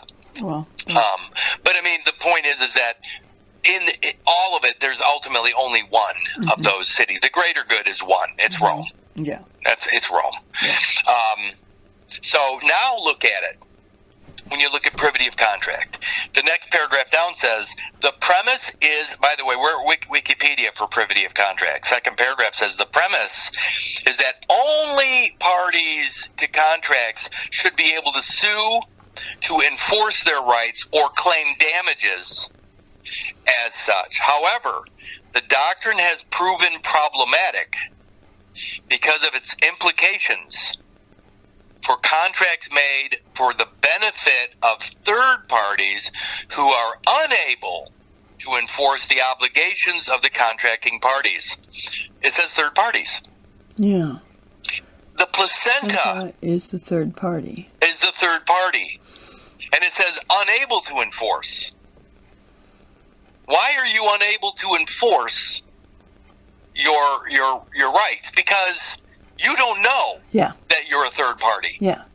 You don't know that you're being held accountable as the public debt, to the public debt. You don't know that. You're celebrating your fucking birthday. Right. You don't realize that that birthday party is the third party. Mm-hmm. It's the third party to the contract between the United States and America, or the United States and Rome. Roman Catholicism, I should say. Latin Catholicism. Latin Catholics. Yeah. It says third parties who are unable to enforce the obligations of the contracting parties. So you got the United States and America as the contracting parties. But you're pulled into it as the security Mm-hmm. to the public debt. Yeah. And the public is civil. Civil rights, that's the Civil War. And that war is going on because of the cut umbilical cord. Mm-hmm. The moment you're whole, the war ends. Yeah. The North and the South are one again. The mind and the body are one again. Mm-hmm. Capital and labor are one again. Mm-hmm. The coin of the realm is no longer clipped. Right. And you're sovereign. Mm-hmm. And the sovereign doesn't worry about this shit. Mm-mm. It says, in England and Wales, the doctrine has been substantially weakened by the Contracts, and it says Rights of Third Parties Act of 1999, which created a statutory exception to privity and its enforceable third-party rights. I'm going to go to that Third Parties Act in a second, but let's just go down to where it says third-party rights. Okay. Ready? Mm-hmm. Privity of contract occurs only between the parties to the contract.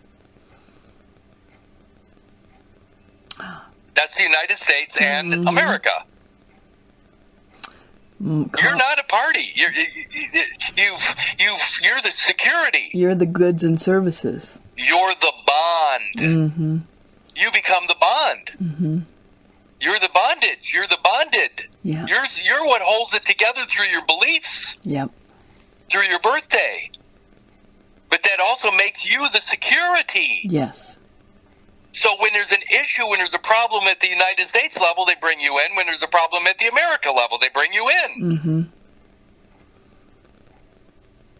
And you don't know it. Mm-hmm. We don't even realize that we are the payment. We're the coin of the realm. We're the form of payment. Yeah. So the United States has a piece of us on deposit, or it's being held as a stake. Mm-hmm. Okay, and somebody's a stakeholder. Mm-hmm. And that's, again, the stake. When you drive a stake into the ground, that stake now has coordinates, doesn't it? Mm-hmm. When you drive a stake into the ground, that becomes a marker. Yes. Well, that's what the birth certificate is. It evidences the location where your biology fell to the ground. That mark is the stake. Yes. If you leave your biology on the ground, it becomes a stake in the game. Right. In the card game. Mm-hmm. Of course, the card is also known as the birth certificate. That's your card. Mm-hmm. How did you get in the game? You accepted the deal. Mm-hmm. You were dealt a bad hand Mm-hmm. to the birthday, but nevertheless, you're in the game now because you're holding a card. Yeah. And when somebody says they're holding all the cards, that's usually saying that they're unbeatable. Yeah. Well, somebody's holding all the cards all the time, Mm-hmm. and it ain't you. Mm-hmm. Debbie told me not to use the word ain't. Look what it says here. Privity of contract, we're down at third-party rights. Privity of contract occurs only between the parties to a contract. That means if you're not a party, you don't have privity. Right. Goes on to say, more commonly, contract of sale of goods or services. Yeah. Goods, the unborn of animals. Animals. Mm-hmm. They're selling the unborn version of you. Yep. When you take the birthday and claim it, that's you selling your soul. Wow. You're putting your soul in commerce. Mm-hmm. The goods, the unborn version of you, is that cattle. It is that that security. That's what you're putting on deposit. You're securing your place in the game with your body. Yes. Wow. That's why sheriffs get body attachments. So they can bring you in. They even say haul your ass in. Of course, an ass is a field animal. Yes.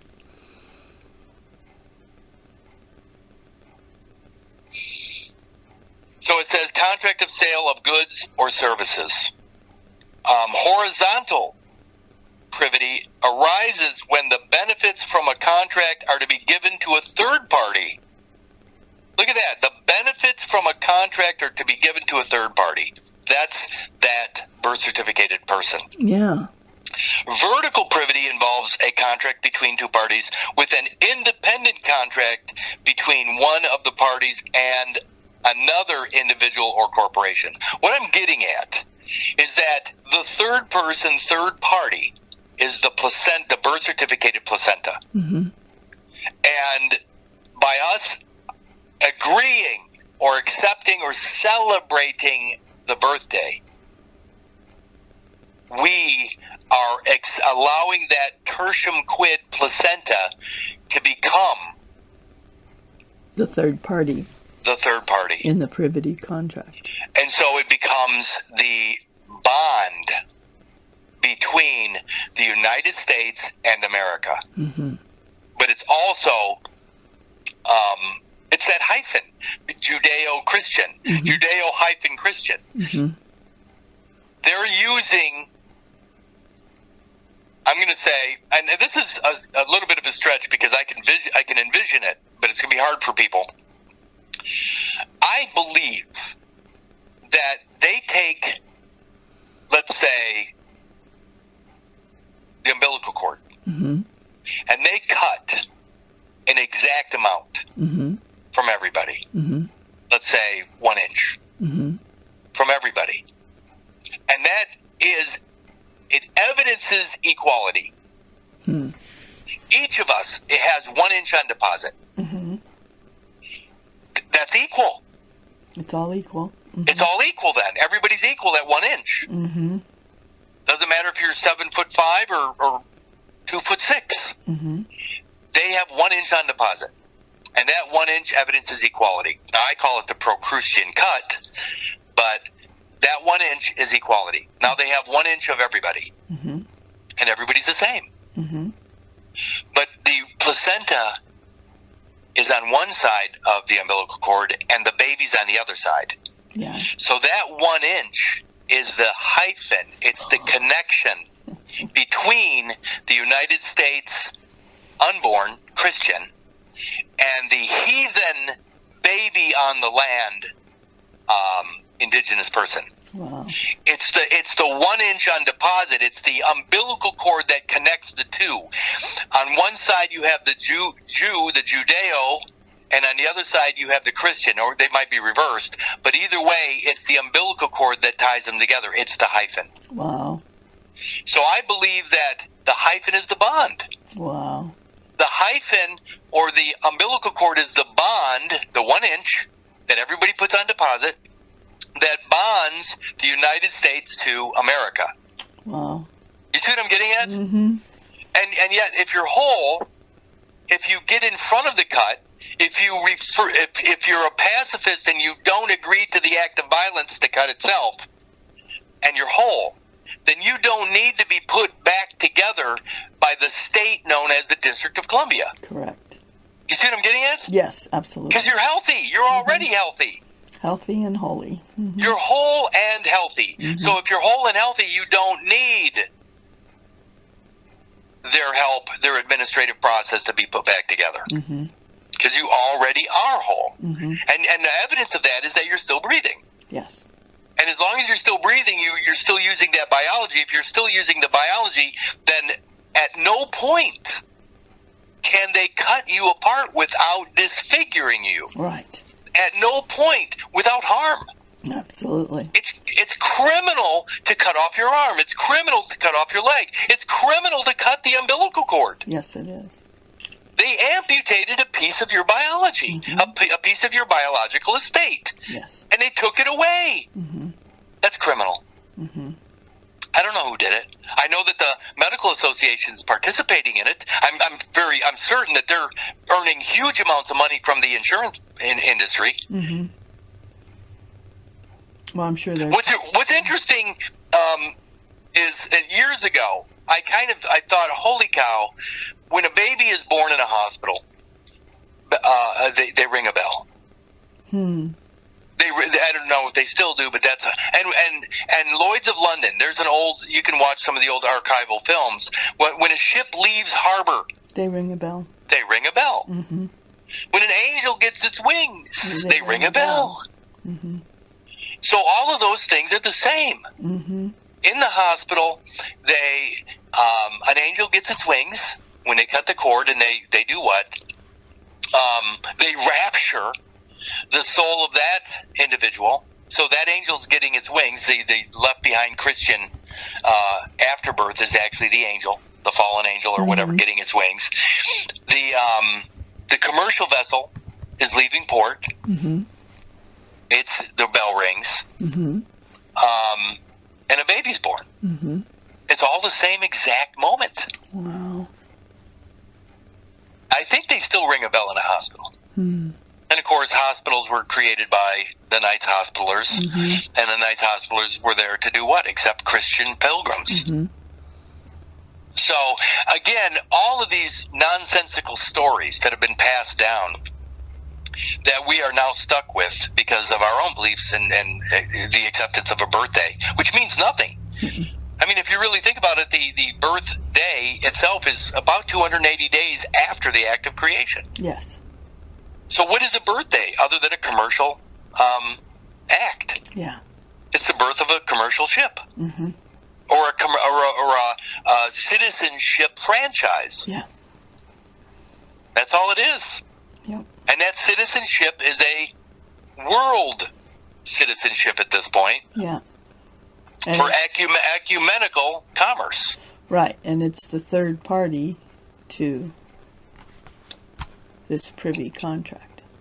Which is really easy. Again, all you have to do is go to Shakespeare and read The Merchant of Venice and realize that the security for that boat in that play was a pound of flesh. Yes, it was. And the average weight to a placenta is 1.1 pounds. Mm-hmm. So the pound of flesh that's on deposit is just like in The Merchant of Venice. Mm-hmm. Go read it. Yeah. Yeah. And who's taking the pound? Who's willing to take the pound of flesh? The lawyer, isn't it? A Jewish banker. Yeah. A Jewish banker. A Jewish banker. A Jewish lender. Mm-hmm. Hey, it's just Shakespeare. Anyway, back to third-party rights.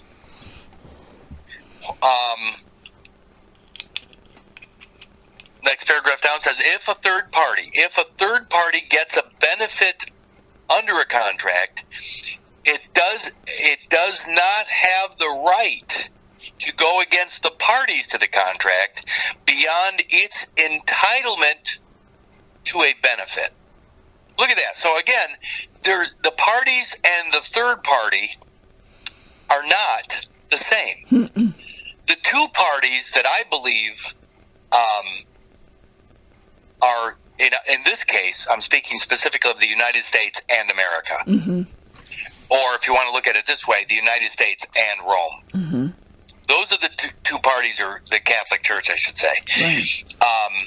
They're separate. The United States is an overlay on top of the Americas. The Americas were actually claimed by Rome in 1493 through Inter Cetera, the doctrine of discovery. There has to be an agreement between the United States and Rome. Mm-hmm. And I believe that we, through our own blood sacrifice, our own presence, that is the sacrifice that allows this commerce, this ecumenical commercial system to work. Mm-hmm. It is your body. Your body is the deposit. Your body is the sacrifice. Your life is the sacrifice for this ecumenical economy. Yeah. Well, it's the goods and service.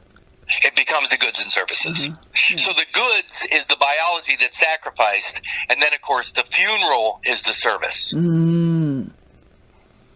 So the lamb the amnion, the Lamb of God, is sacrificed, and then they perform the service for the sacrifice. And they get paid for the service. Wow. The burial. And of course, they already have the deed to the land where you're buried. Right.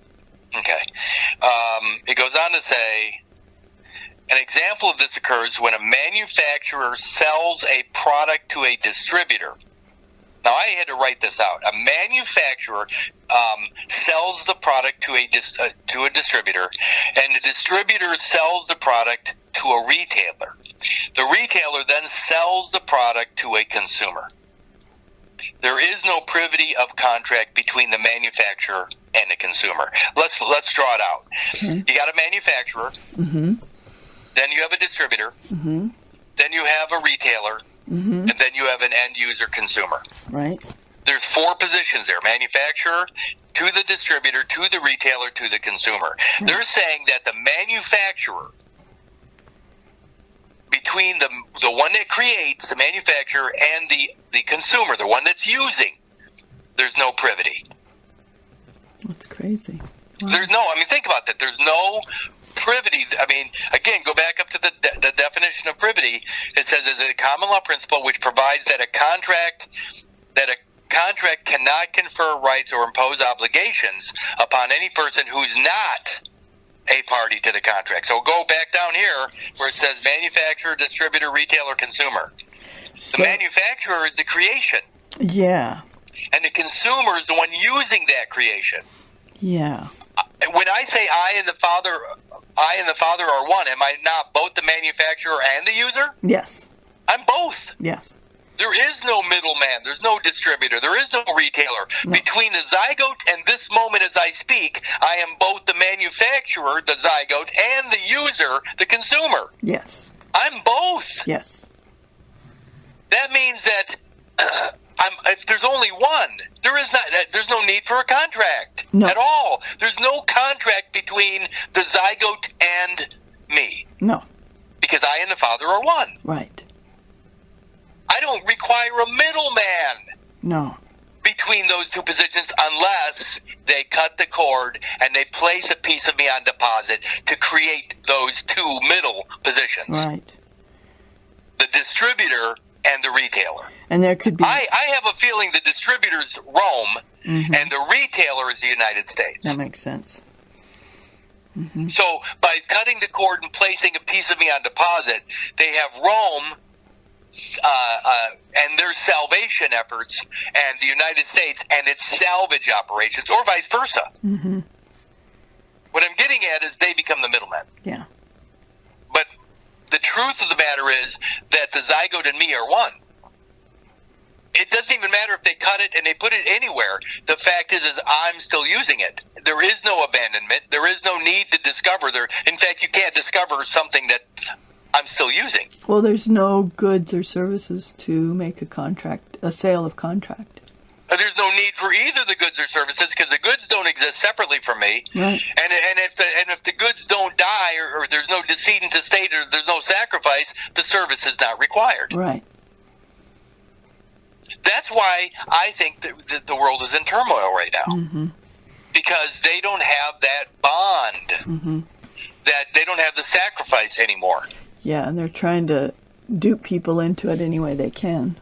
Well, I mean, by getting somebody to agree to a vaccine, that's a form of sacrifice if you look at it. And it might even be an actual sacrifice. They might actually die because of that thing. Well, right. And they we can go into the patentable things too. Right. So now you take a patentable product and you let them bind their product to your biology. Right.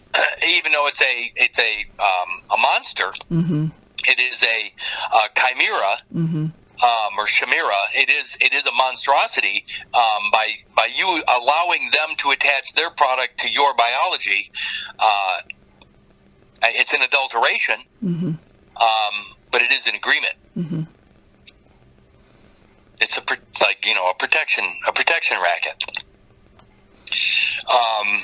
Next line says, this, however, and I'm talking manufacturer, distributor, retailer, consumer. I had to draw it out. I wanted to see what it looked like on paper. So I wrote manufacturer, distributor, retailer, consumer. Yep. And I looked at that and I said, well, manufacturer is the creative process, and consumer is the user. But if the zygote is the creative process, the thing created itself, and I'm the user of that biology, and they're one and the same thing, me and the zygote are one, then there is no distributor, there is no retailer, unless I allow that piece to get lost and then salvaged or, through salvation to be found. I'm sorry, I'm still using it. Right. I never lost it. I never abandoned it. It's always been with me. I mean, if somebody came in right now, opened my gate, and chainsawed my arm off, and my arm fell to the ground, and they picked it up off the ground and said, hey, this arm fell on the soil of Illinois. This arm fell on the soil of Winnebago County. This arm fell on the soil of the city of Rockford. Well, first of all, there was a violent act of the chainsawing of my arm. Right. I think we might want to address that act first. Because that act of violence, ex injuria, that act of violence negates everything found based upon that act of violence. Yeah. And that's where we're at. Yep. The cutting of the umbilical cord is it falls under ex injuria, just non orator. And also fraud vitiates. You get all it vitiates all. So, again, privity of contract, we're going to keep going on this, is the fact that there's two parties out there that have an agreement. And they have pulled us in through the placenta of the birthday. They pulled us into it as a third party. How did they do it? Well, a piece of us fell to the ground upon amputation, a violent act. Yeah. That's Haslam versus Lockwood. Now, what do you have? You have those two parties fighting over whose property that biology is, whose property that security is. Yep. In fact, it's neither. It doesn't belong to either of them. It doesn't belong to either because it doesn't exist. Yeah. If there is no intentional abandonment. Yeah. There has to be an intent to abandon. That's why they want everybody to agree that we're all one. They want everybody to agree that this is all one patriotic organization. It's not. Those people that want to be party to that, have at it. Go put on your team jersey. Yeah. But I don't want anything to do with that nonsense. Because it's harmful to me. Right. I don't want, when my neighbor does something wrong, I don't want to be punished for it. I had enough of that in school. You know what? In 1977, Rockford voted down a referendum.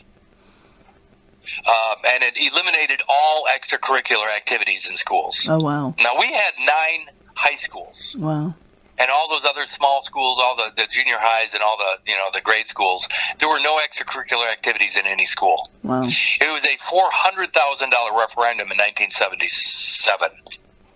Or 76, 77. And when Rockford had enough, it was a property tax, 0.5% or whatever, they were trying to raise an additional $400,000. Again, more strong arm criminal activity. But what they did is when the Rockford voters voted it down, the referendum, they punished the kids, the children. And so they didn't allow any extracurricular activities because they said, well, the money has to come from somewhere. Now, the sad part about that is that I know our track team alone, track and cross-country team alone, one school out of 9 high schools, just the scholarships lost from that one team would have amounted to at least $400,000. So the short-sightedness, or basically just the threat, I mean, the strong-arm activities of this political organization, or the politics, and then punishing the children for it, this place is a nightmare. Well, I was in Catholic school, 6th grade. If anything happened in that school, our class spent our recesses writing lines.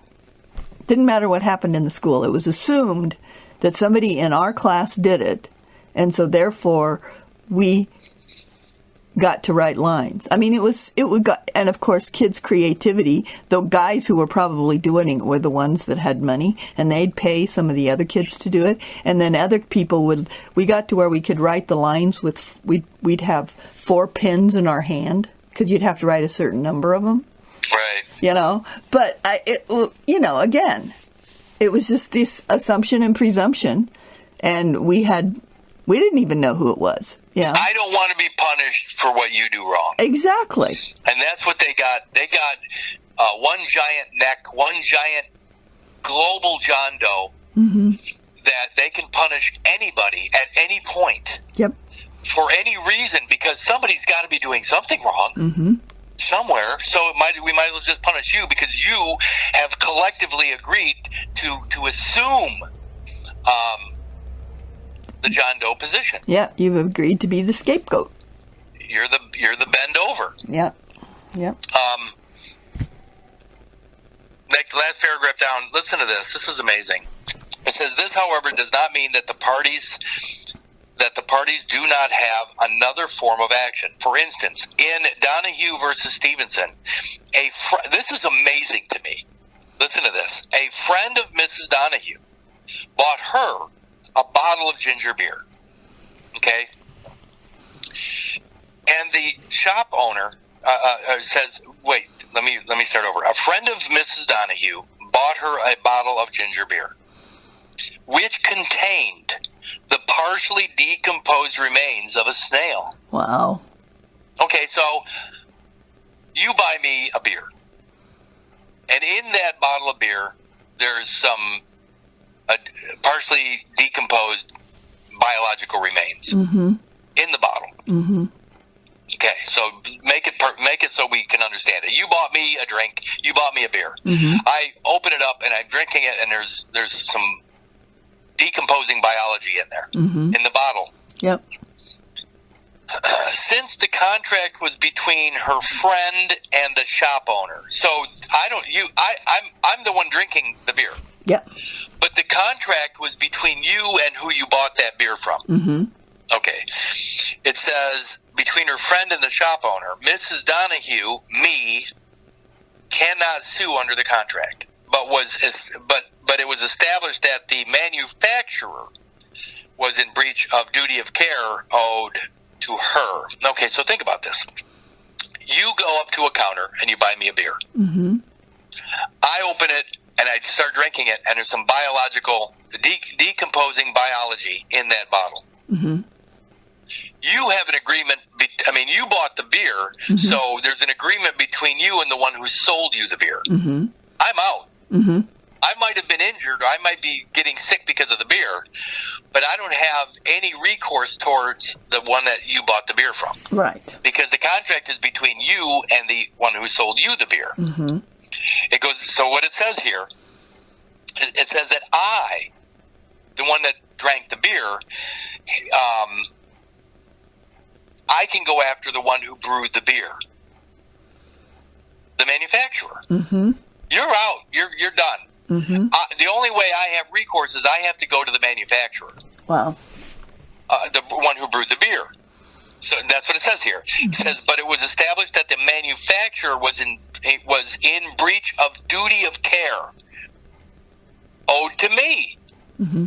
So if I brew the beer, as the manufacturer, I have a duty of care to those consuming that product. Mm-hmm. Now, the one that's the one that bought the beer from the manufacturer, put it on his shelf, and the one who purchased the beer, you're out. Mm-hmm. You bought the beer for me. You hand the beer to me, and all of a sudden, but the one that owns the shop, the one that put it on his shelf, both are out. You're out. We're talking about the distributor and the retailer. So there, it's still consumer to manufacturer. So now we're right back to me, the end user, the one drinking the beer. I have to go to the manufacturer in order to be able to get any relief or justice. Mm-hmm. Now think about that. Think about the placenta as being a birth certificated person. Somebody created that. Mm-hmm. We're talking Title 35 USC 101, aren't we? Mm-hmm. Let's go to 35 USC 101. Okay. 35 USC 101. 35 USC 101. Is it 101 or 112? No, it's 101. It is 101. Inventions patentable. Mm-hmm. 101. Okay, so 35 USC 101, inventions patentable. It says whoever invents, by the way, 1952. Mm-hmm. Weren't we talking about the... Mm-hmm. What? What else happened in 1952? Birth certificate started. No, what else happened in 1952? I don't remember. Passports! That's right. I mean, passports. That's what I was thinking of. Sorry, passports. But passports were 1952. Yeah, passports. Yeah, sorry. So passports directly correlate to inventions. with this invention patentable. Absolutely. Wow. That's because what's on deposit is this patented product. Which is what the passport is for. The passport identifies your link to that deposit. Mm-hmm. Look what it says here. Whoever invents or discovers any new and useful process, machine, manufacture, or composition of matter. Is the placenta a composition of matter? Yes. It's a fetal-maternal organ. Mm-hmm. It's a composition of fetal biology and mom's biology. It's a composition of matter. Mm-hmm. It says, or any new and useful improvement thereof, or improvement thereof. Yep. May obtain a patent, therefore, subject to the conditions and requirements of this title. It says July 19th, 1952. Wow. So they created, the placenta became a patented product that then was able to be put on deposit to then issue a passport. Wow. Based upon that deposit. Wow. You see this? I do. Okay. So the invention patentable is identifying maybe the guilty party. If you can find out who holds the patent on that birth certificate, if you can find out who actually patented that process, in other words, in order for the birth certificate to exist, what is the birth certificate for? It evidences the patent. Mm-hmm. It is the patent, more than likely. Mm-hmm. So you're holding this patented product as agent. You're acting as the agent over this patent. Mm-hmm. You don't know that. No. You think it's your birthday. You think it's your name. Yep. But by acting the way we do towards that birth certificated person, we become the trustee. Yep. And we use it for our personal gain, and if we're using public property for personal gain, what would that be considered? That's if we're taking public property for personal use, that's criminal. It's embezzlement. It's embezzlement. Yeah. We're embezzling. We're actually using public property for personal gain. Yeah. Wow. There's no way to escape this. Mm-mm. The only way to end it is to understand all present and accounted for from fertilization to last breath. Yeah. And to end the cutting and deposition of this biology. Yeah. The cutting and taking. Yeah. People have to recognize that biology they're taking from you, they're putting that biology, they're creating a patented product. Yeah. A composition of matter giving rise to a title. Yep. That looks like a birth certificate name. Yep. Wow. But look what it says here. I love this example. Back to you buying me a beer. Mm-hmm. It says a friend of Kurt's bought him a bottle of beer, mm-hmm. which contained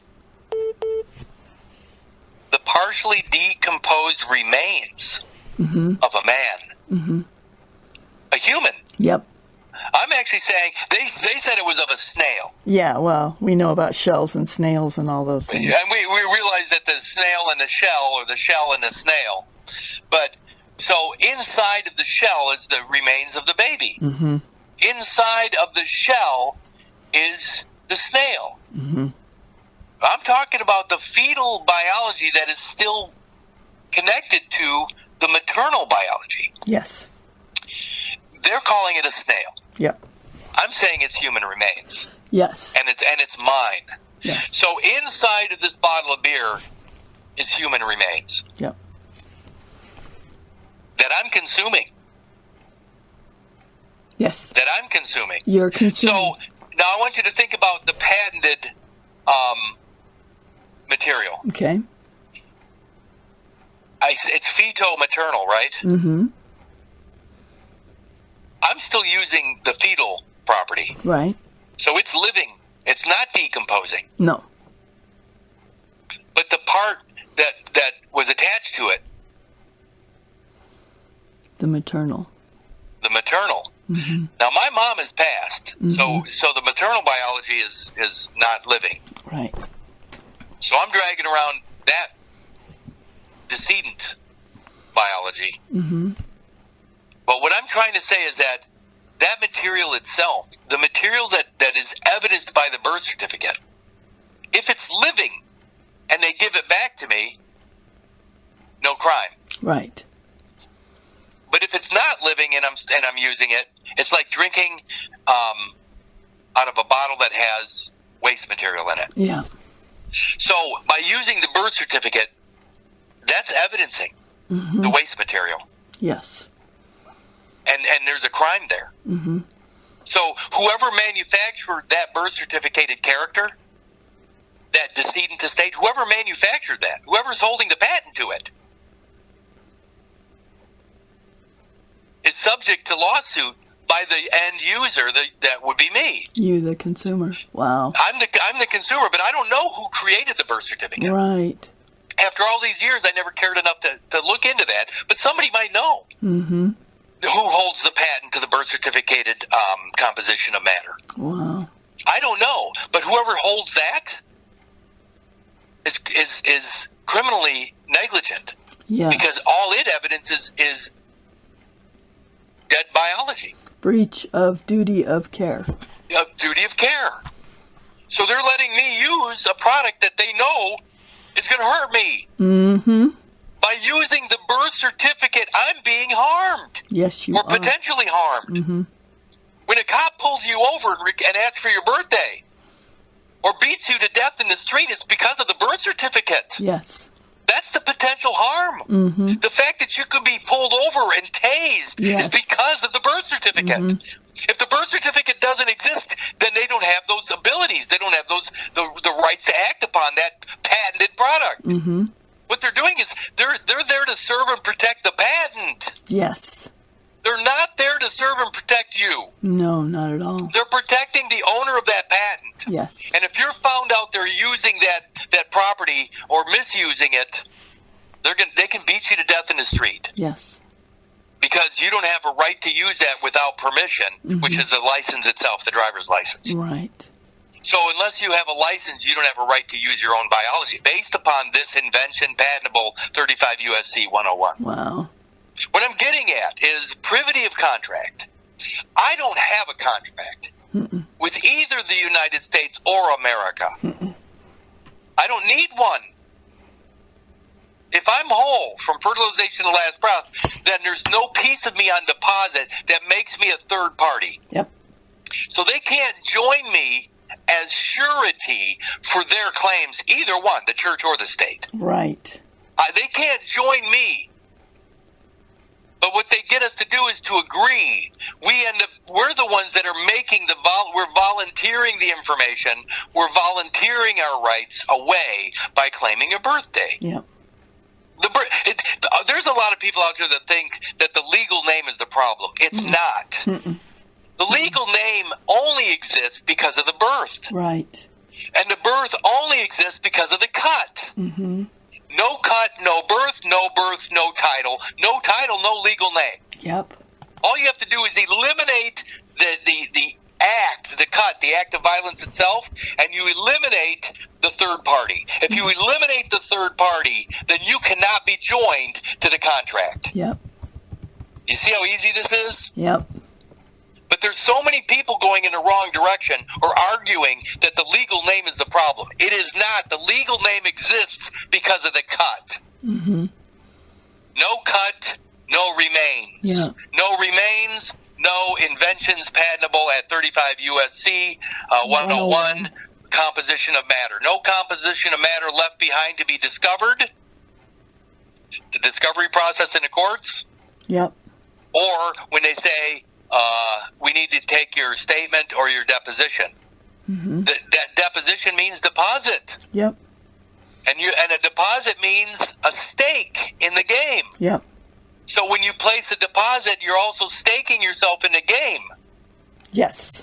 A game you don't even know you're playing. That's right.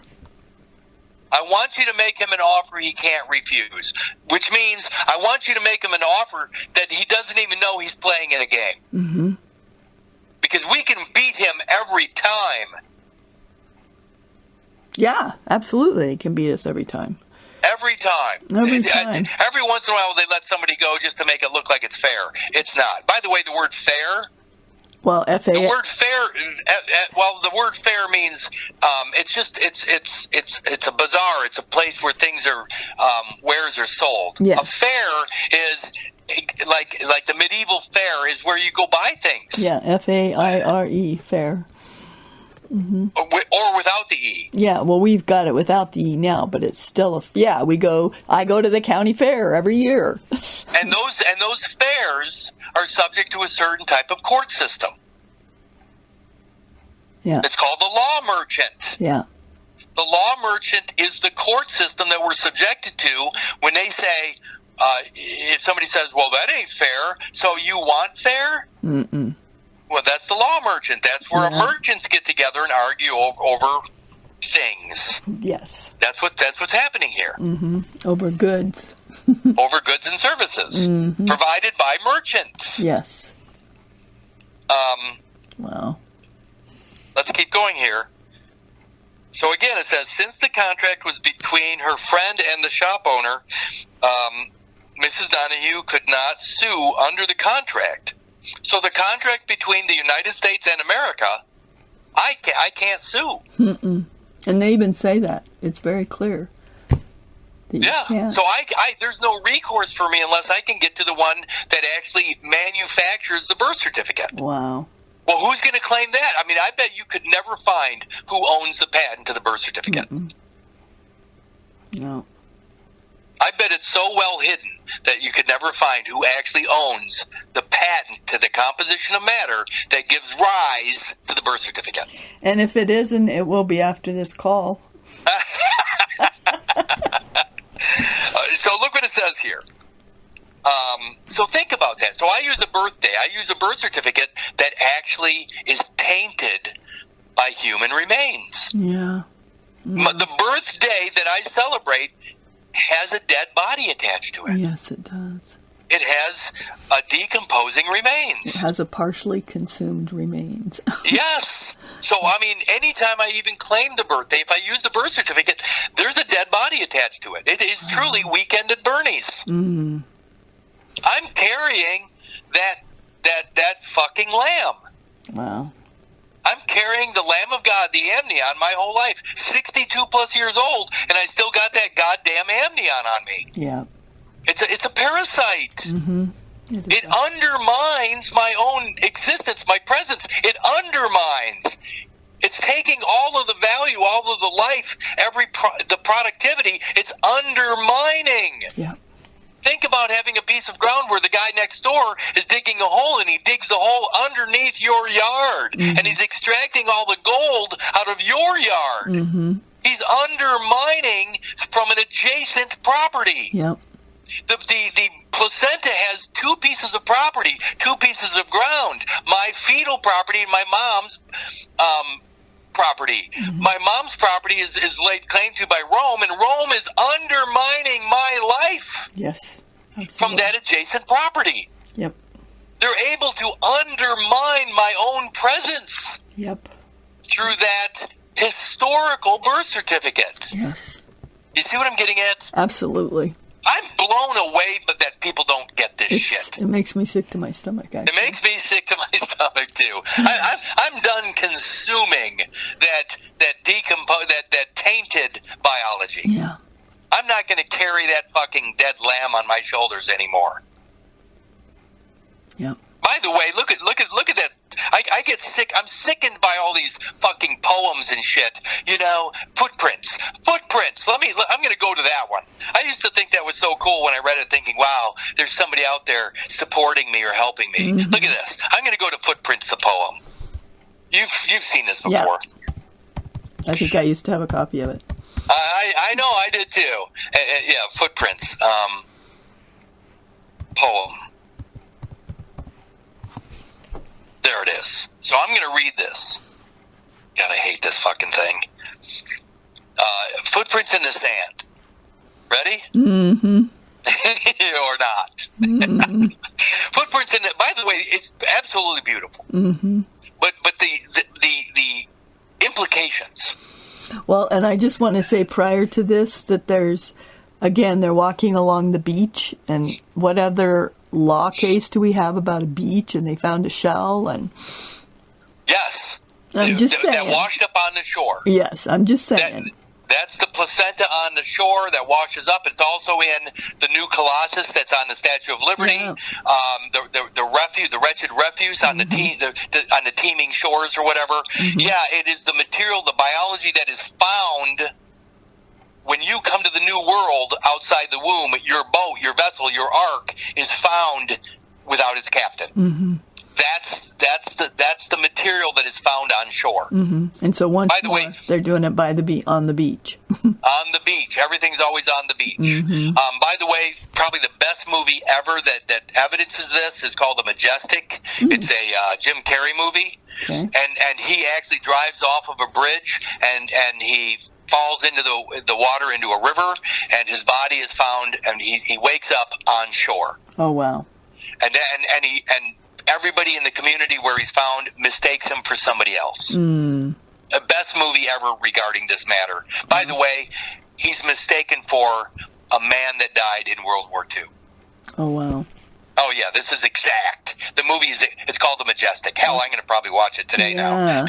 Anyway, so here's Footprints in the Sand. And don't get me wrong, it's a beautiful poem. Mm-hmm. But the implications are, they want you to get the goosebumps. They want you to feel the presence of another when, in fact, that other is you. You and the one carrying you are one and the same. I and the Father are one. The zygote and me are one and the same. I am the one carrying me. Mm-hmm. I'm carrying me.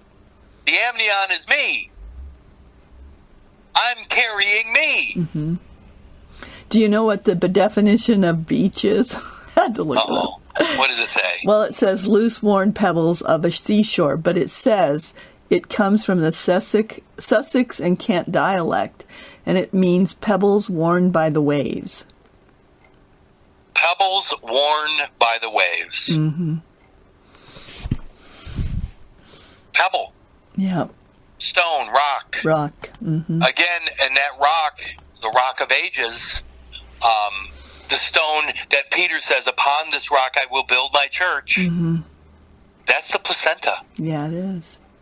Anyway, Footprints in the Sand. It is beautiful, but the implications is horrifying. It says, one night, I dreamed a dream. As I was walking along the beach with my Lord, across the dark sky flashed scenes from my life. For each scene, I noticed two sets of footprints in the sand, one belonging to me and one to my Lord. After the last scene of my life flashed before me, I looked back at the footprints in the sand. I noticed that at many times along the path of my life, especially at the very lowest and saddest times, there was only one set of footprints. This really troubled me, so I asked the Lord about it. Lord, you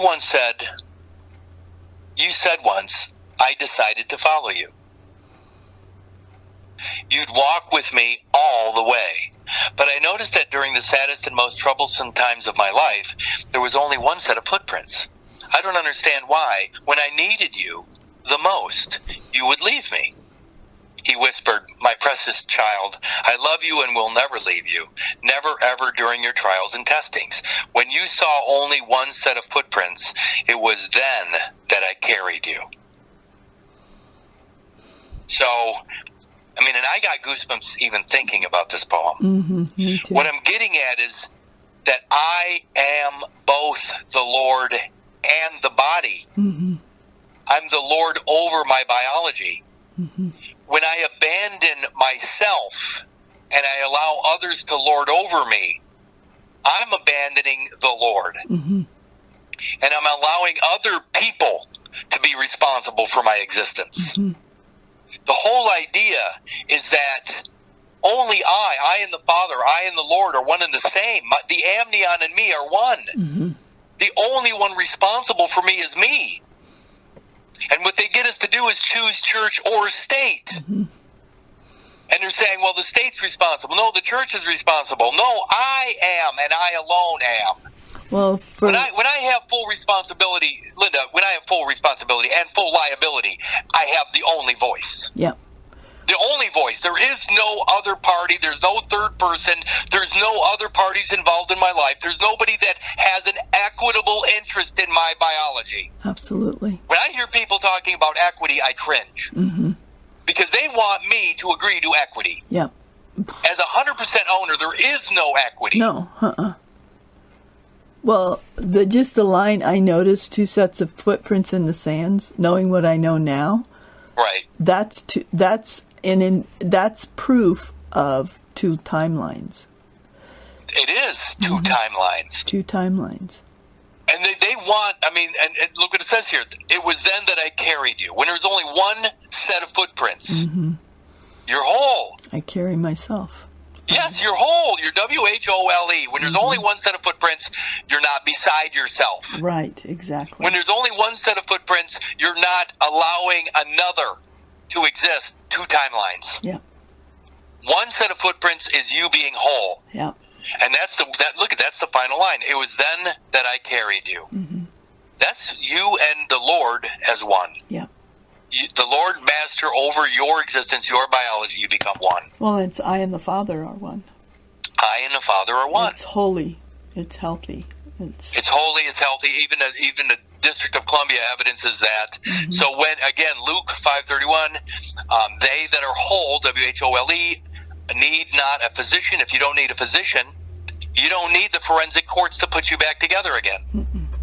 You don't need the forensic courts to put you back together again.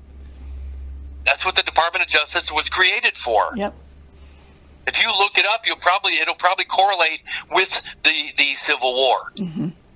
I haven't done that, but I don't really have to. So duty of care. We're back to third-party rights. So the manufacturer has a duty of care to the end user. Who's that? And we think about that. Do you realize whoever's holding the zygotic afterbirth material is holding the manufacturer position? Yes. So whoever stole my biology by cutting the umbilical cord, whoever took that away, they're the manufacturer at this point of record. Yeah. So whoever has that biology on deposit that's actually pretending to protect me, they're the ones that are putting me in harm's way. They're the ones that have a duty of care. Yeah. We need to get sui generis on this. Well, he'll listen. Yeah, I know he will. But the whole idea is that the reality is that the zygote is the ultimate manufacturer. Yeah. Yeah. And it is the father of the embryo. It is the father of the fetus. It is the father of the baby. So the zygote manufactured the fruit.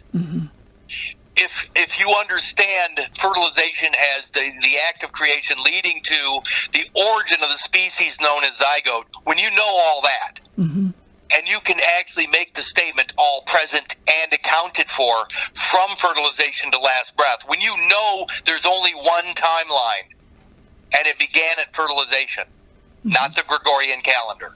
Yep. When you understand that, then and only then are all of these contentions anybody making these false claims that you are a third party, all of that goes away. Yeah. Oh, but you have to know the truth. John 8:32. And ye shall know the truth, and the truth shall make you free. Yes. But again, the manufacturer and the end user are one and the same when it comes to biology. But when they separate the two, when they put the manufacturer on deposit, and which gives rise to a 35 USC 101 inventions patentable. Whoever put that material on deposit and created that invention is liable for all the harm that's ever been done to any of us based upon that birth certificate. They're the ones liable. Yeah. I'm not. They make me a trustee by me claiming that birthday, but that is not my birth. That birth is not my birth. That birth is the result. It's the product of an act of violence. Yes. Which begins the war over an end. And that end happens to be the beginning. And that beginning happens to evidence both the act of creation and the origin of the species. That's what we're fighting about. We're fighting over our origin. Yep.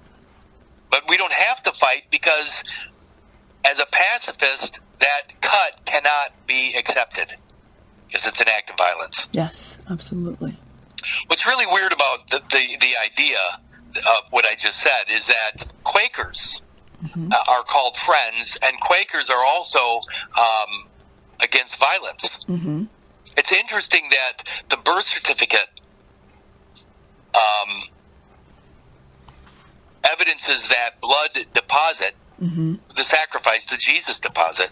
But what's really interesting is that in 1971, a Quaker took the United States off the gold standard. Yes. Richard Nixon was a Quaker. And he took the United States off the gold standard, and he basically connected the United States dollar to Mid-East oil. Yes. Mid-East. Like Jerusalem. Wow. He connected, and oil is also known as a salve or blood. So he put the dollar, he connected when he took it off the gold standard, he put it on the blood standard as a friend, where we're all in this blood pool together. It's that simple. Yeah. Okay, but third party, privity. It says, I'm on the last line here. Accordingly, she was awarded damages in the tort of negligence for having suffered gastroenteritis and nervous shock. There are people in prison right now because of the birthday. There are people that have died in the electric chair or been injected. There are people that have been found guilty because of the birthday. Yeah. Whoever is liable for the creation of that character is the liable party to everything, any harm that comes to any of us through the duty of care. Yeah. I personally don't want anything to do with it. I prefer to not be a party to any of this. So I'll take the pacifist position, and I'll always state all present and accounted for from fertilization to last breath, in spite of your paper world. Paper, papal. By the way, a lot of people, and again, it sounds like I'm going off on tangents. I am not. There's a lot of people that talk about these papal bulls being on human skin, being written on human skin. Well, let me ask you something.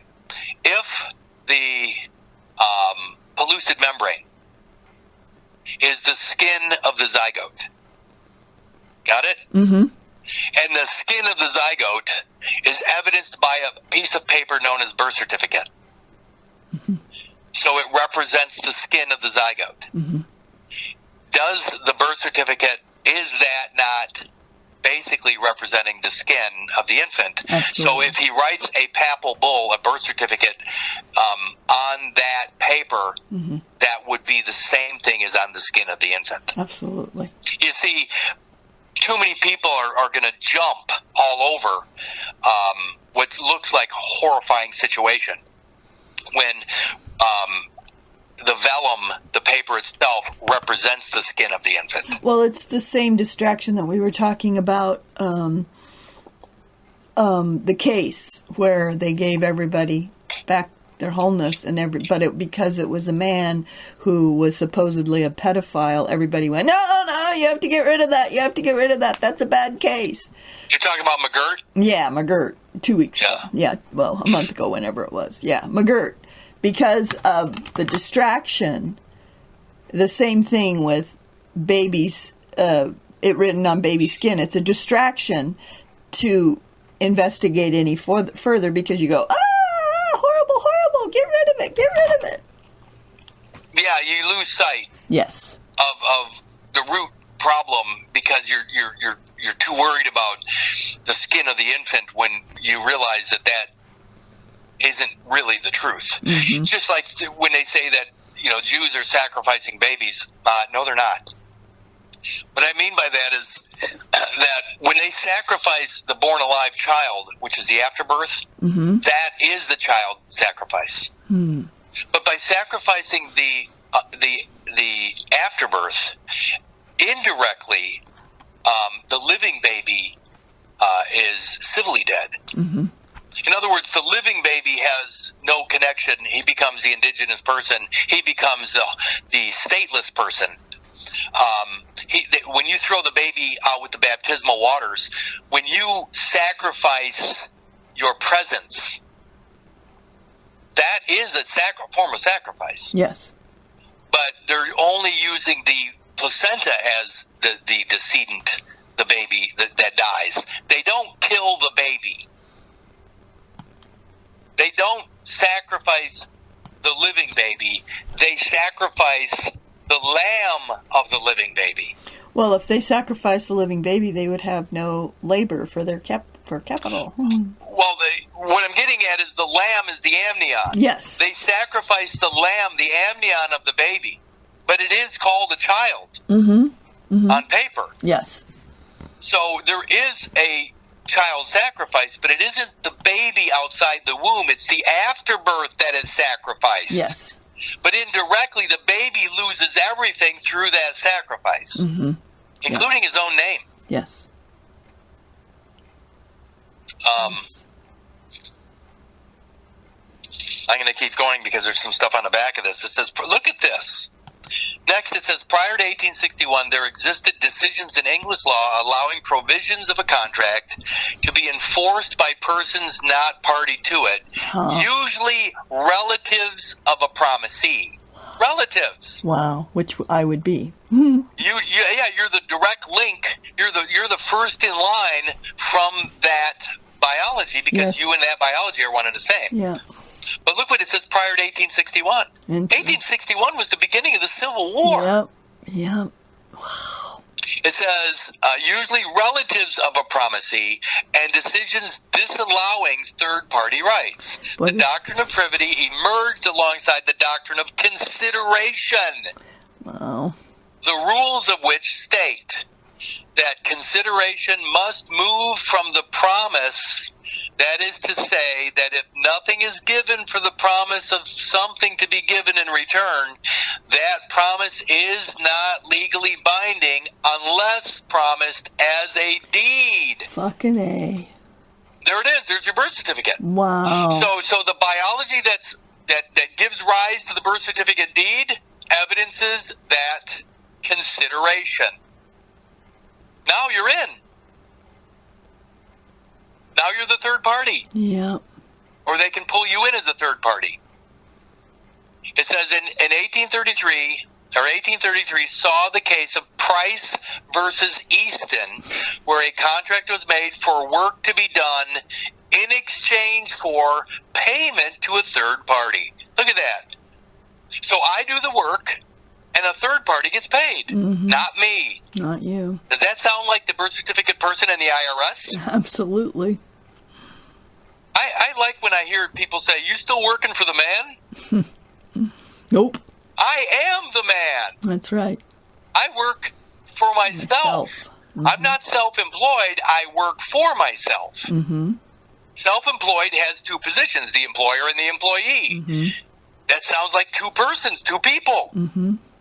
I'm not both the employer and the employee. I work for myself. There is no self-employed living man. Mm-mm. No. It's not even a possibility. Mm-mm. You can't self-employ. Hey, Kurt, you want to do some work for me? Yeah, Kurt, I do. Fucking idiots. It says, when a third party attempted to sue for payment, he was held not privy to the contract, and so his claim failed. Think about that. Social Security number. Mm-hmm. Who's the contract? You're talking about labor versus capital, or capital versus labor. Heads, tails. Yeah. North, south. My guess is that Rome is running labor, and the United States is the capital. Yeah, that makes sense.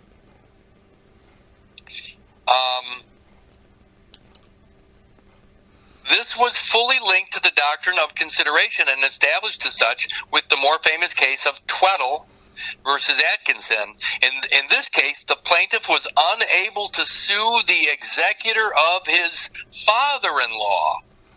Let me say that again. In this case, the plaintiff was unable to sue the executor of his father-in-law, who had promised to the plaintiff's father to make payment to the plaintiff because he had not provided any consideration to the contract. Look at how weird this is. Father-in-law. Mm-hmm. That would be my wife's father. Mm-hmm. And the executor of that.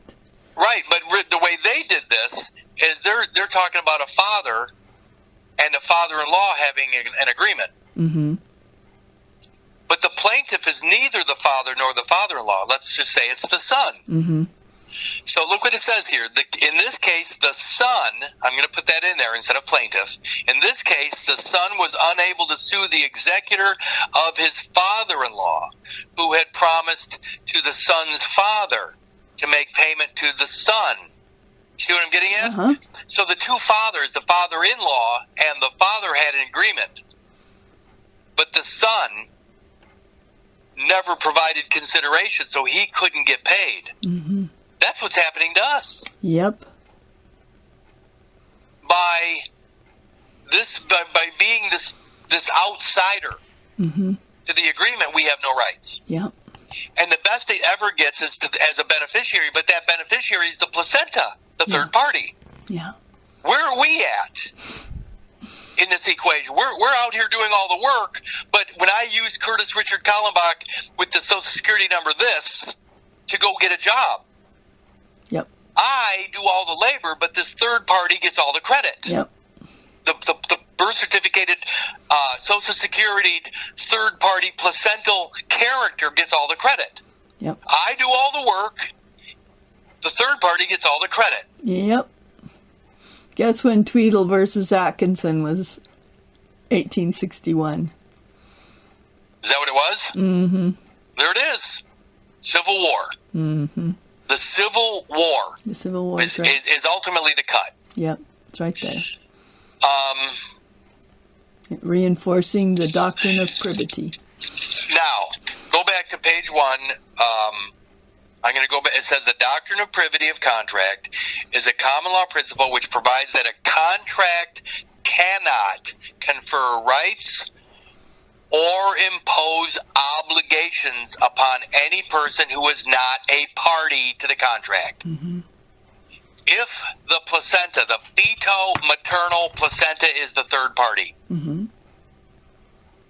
and that fetal-maternal placenta gives rise to the birth certificated name.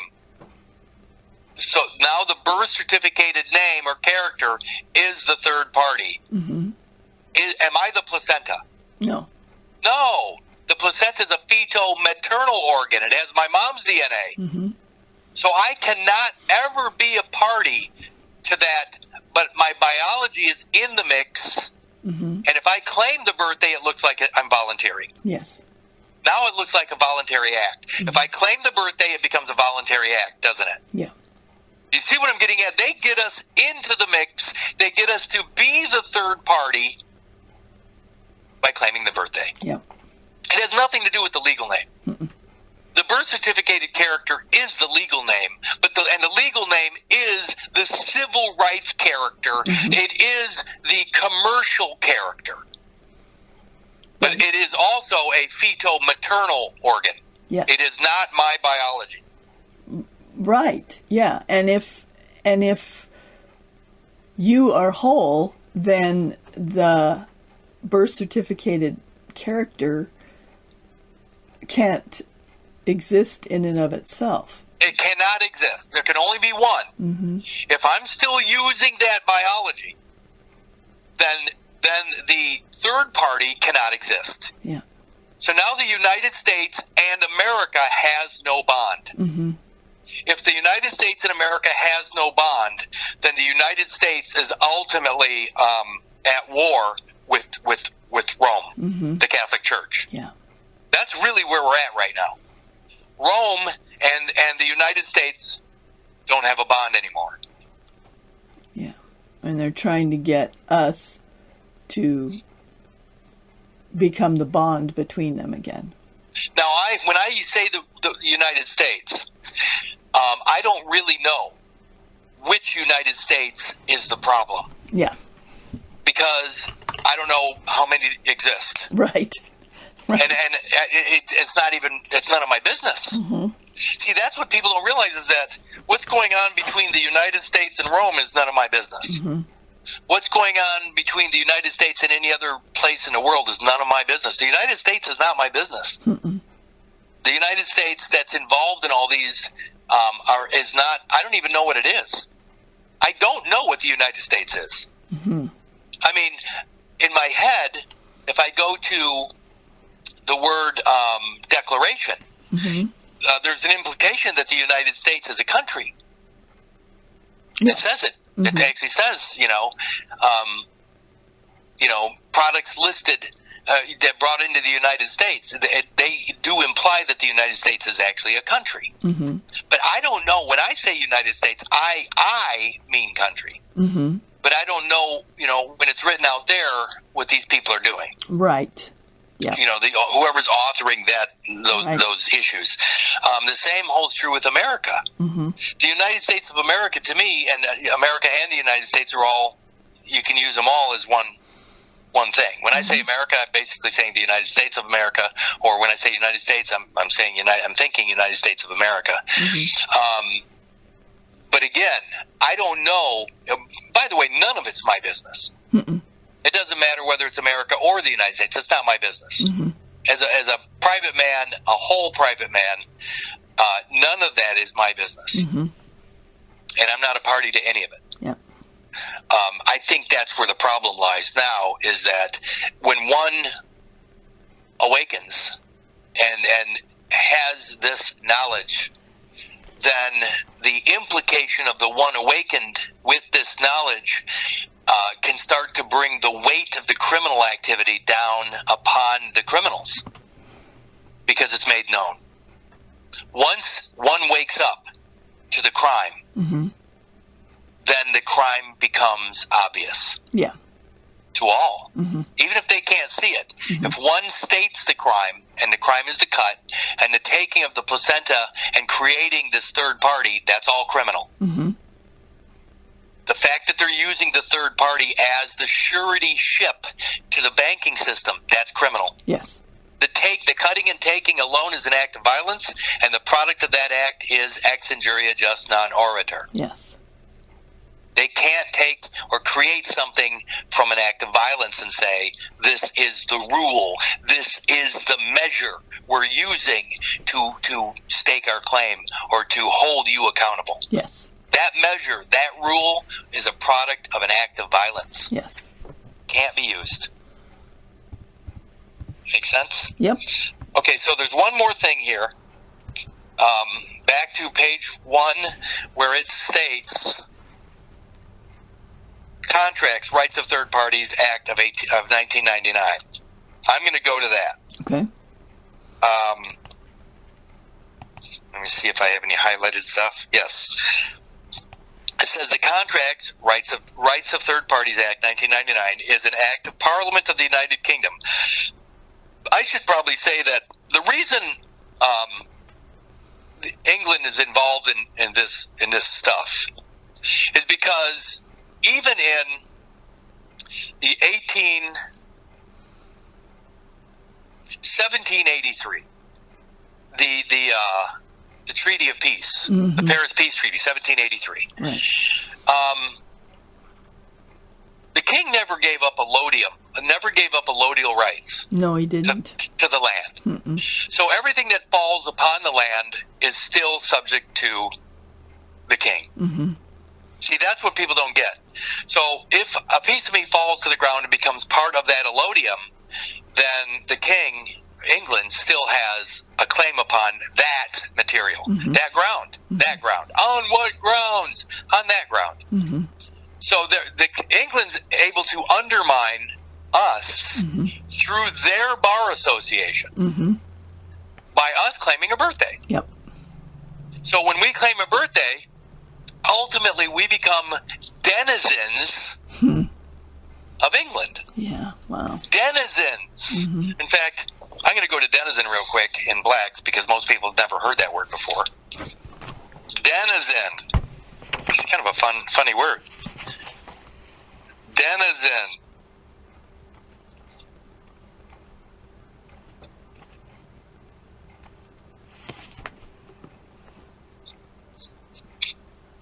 I think it's in here. There it is. Yeah, it is. Yep. Yeah, denizen is on page 391, Black's Law, 5th edition. Yeah. Denization. Yep. The act of making one a denizen.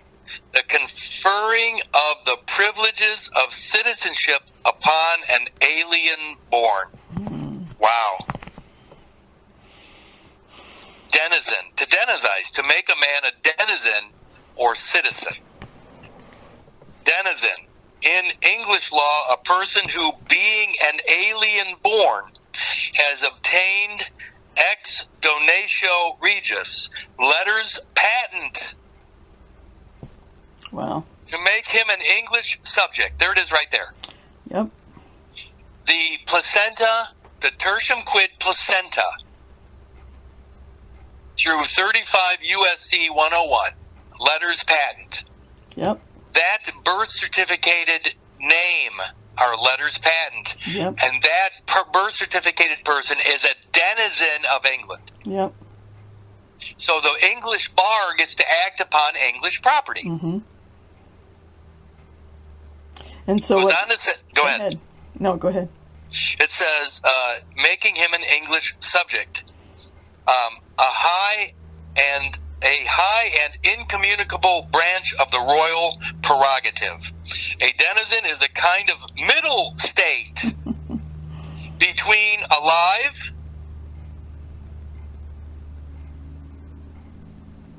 between an alien and a natural born subject. Look at that. And partakes of the status of both of those. The term is used to signify a person who, being an alien by birth, has obtained letters patent making him an English subject. The king may denizize but not naturalize a man. The latter requiring the consent of Parliament as under the Naturalization Act of 1870. Wow, a lot of stuff going on around 1870. Wow. A denizen holds a position midway between an alien and a natural-born or naturalized subject, being able to take lands, look at this, being able to take lands by purchase or device, which an alien could not until 1872. Wow. But so look at that's how they recaptured everything. Wow. Yeah. So everybody believes in this birthday, and the English recapture all of America. All of America. So now they not only have the allodial title, they also have everything else. They have labor, all the labor. Wow. It says, but not able to take lands by descent. In other words, descent would be from within the family. Yeah. But they're able to do it by these letters patent. Well, and so wouldn't that make it, and then, okay, does that make sense why the you hear say that Social Security goes back to the Queen of England. This would make it be why they could do that. Wow. Anything wearing that character. Yeah, anything. When you're wearing the birth certificated person, everything goes back to the owner of that patent, the letter's patent. Yeah, well, which would probably be England. So. Or the Bank of England. Yeah, so isn't this the answer to what we asked earlier? Well, I think it might be. Who owns the patent to the birth certificate? So, and it's I know it's a denizenship. Yeah. So look, again, page 391, Black's Law, 5th edition. The denizen becomes a British subject from the date of the letters, while a naturalized person is placed in a position equivalent to that of a natural-born subject. Naturalization of aliens is now governed by British Nationality Act. In American law, a dweller.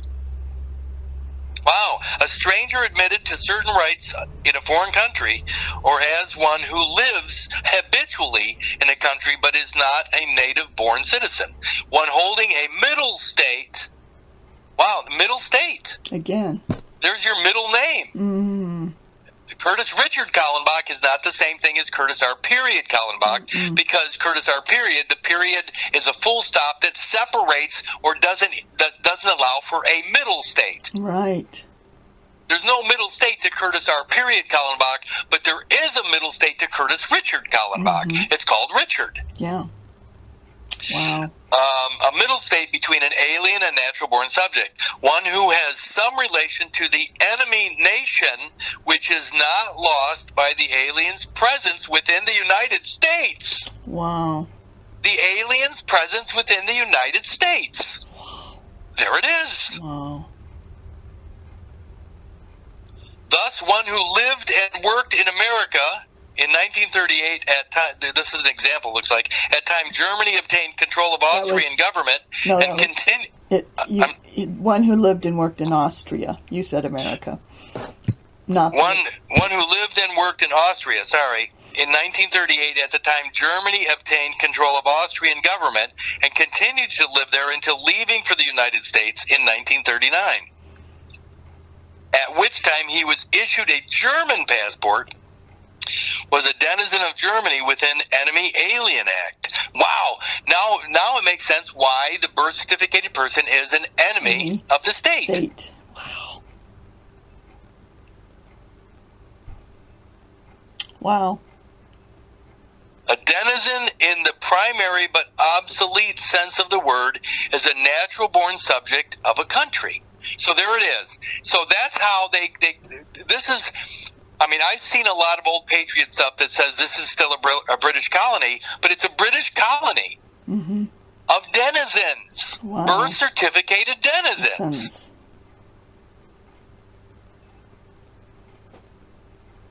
Wow. And also that makes sense because reparations and payment back to England for the whatever war, but again, the Revolutionary War, to revolve, to go around. That's the birthday. Yep. We keep going back to the birthday, and that's the Revolutionary War. Yep. Wow. That's pretty cool. Well, that's why these conversations are so amazing, because I never know what's going to come out of them. Right. I think that's kind of important. Yeah. All right. Cool. That might be a good place to stop. But this all came out of privity. Yeah. So ultimately, I'm going to go back to this because the 35 USC 101, inventions patentable. The composition of matter is the feto-maternal placenta. Yes. When we leave it behind, the Revolutionary War kicks in because they give it an annual birthday. The annual nature of the birth certificate is revolutionary. Yes. To go back around, to circle back around to September 19th, 1960, every 365 days is a revolution. Yes. I think that I'm going to post the Beatles song Revolution today.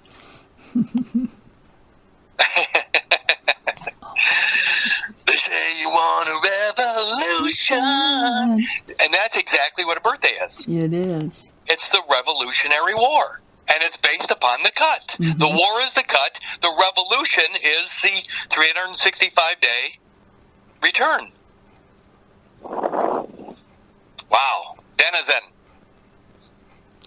I just tried to translate donation, donation, Regis. Yeah. And I came to this Secretary of State, and it translates the donation number for a party.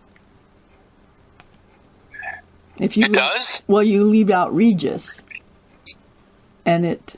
Is it weird? Yeah, it's totally Okay, weird. let me do it. So tell me what you just did. So I put E042. Okay, so you're talking about out of the definition of denizen. Yeah, I was looking at... Okay, tell me what you typed in. EX. Hang on, let me get back to the computer. EXDONATIONE and then REGIS. And I put translate in. And then it left out Regis.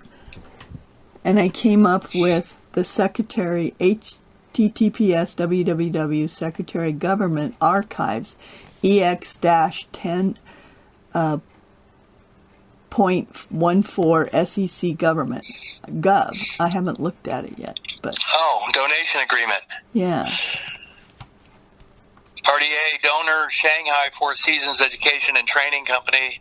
Party B, donee, Shanghai East, China Normal University. Okay, well, that's the Shanghai, huh? Interesting. Back to the Shanghai company. That always back to China. I know. Well, the Shanghai corporation, huh? Interesting. Well, let me do this just for fun. We'll just we'll end on this weird thing. China.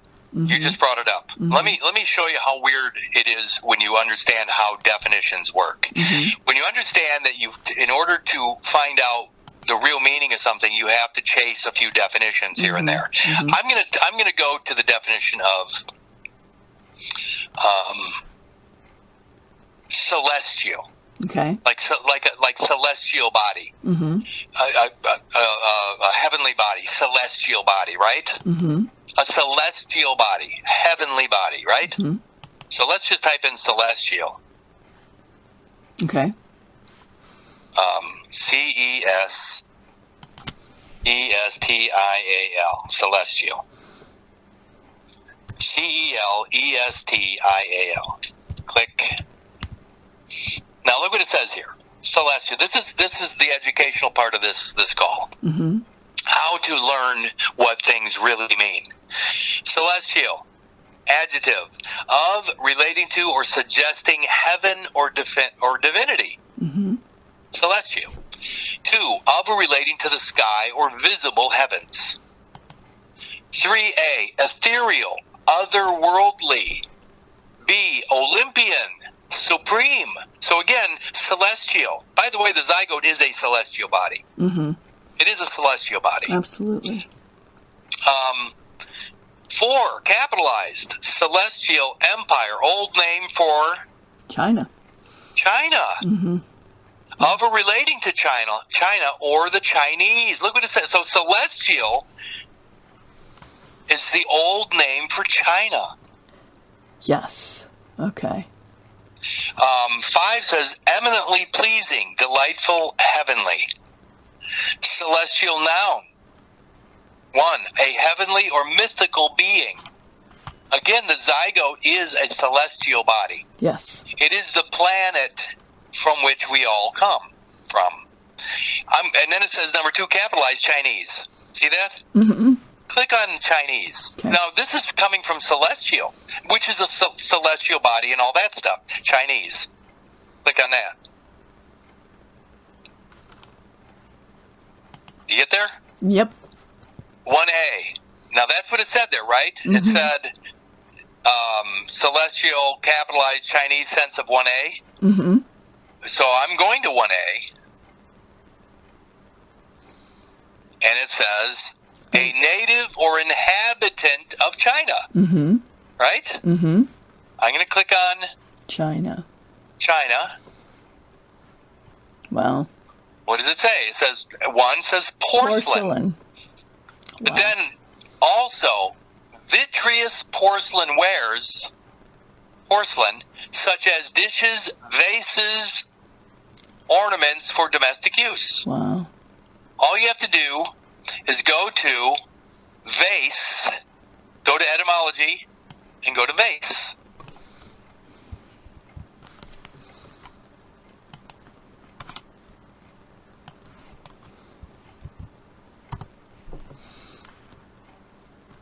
Receptacle, container. Keep reading.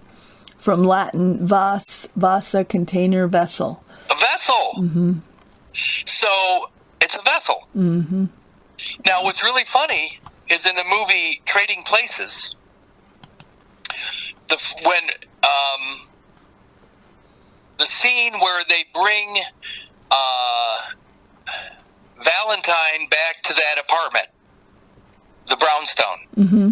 and they dress him up in all those new clothes, and they say, "This is your home." And then he starts juggling an ancient vase. Oh, wow. And he juggles it, and it falls on the ground and breaks it. He breaks the vase. Wow. And they chuckle, and they say, well, we had it insured for, so he's made us already $30,000 by breaking the vase, the container, Right. the vessel. Right. But I guess the point of Trading Places is when you know, they said, don't worry about it because all of this is already yours. Yeah. But somebody's insuring it. That's our life. Yeah. They put our lives on deposit and they insure it. Yes.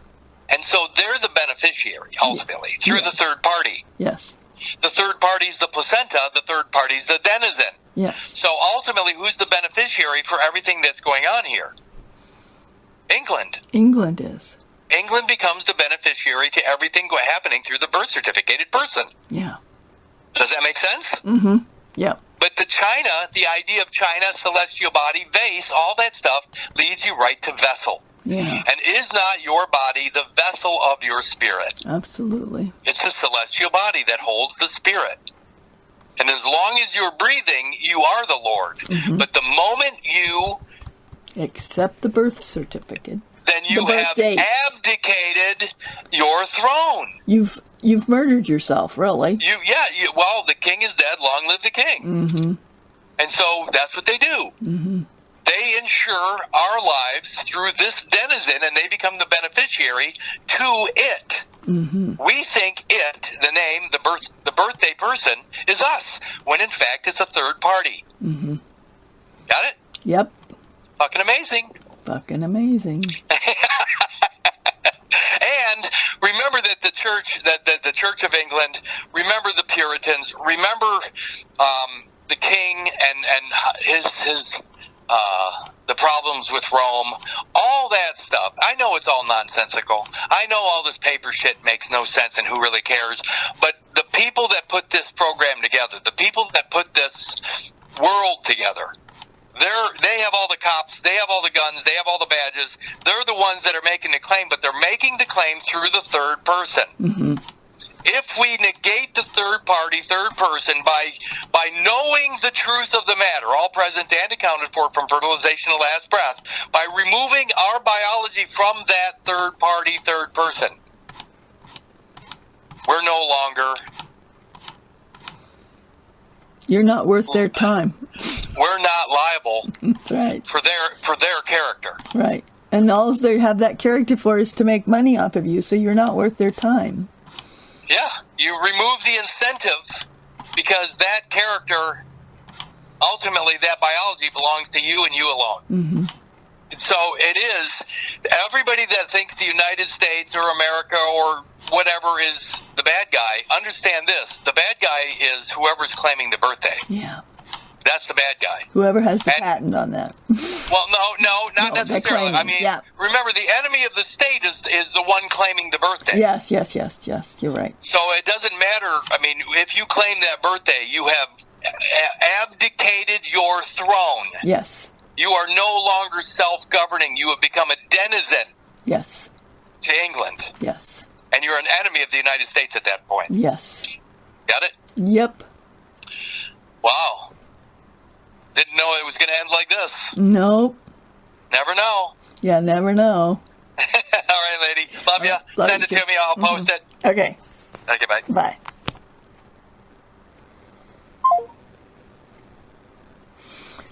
Let's see.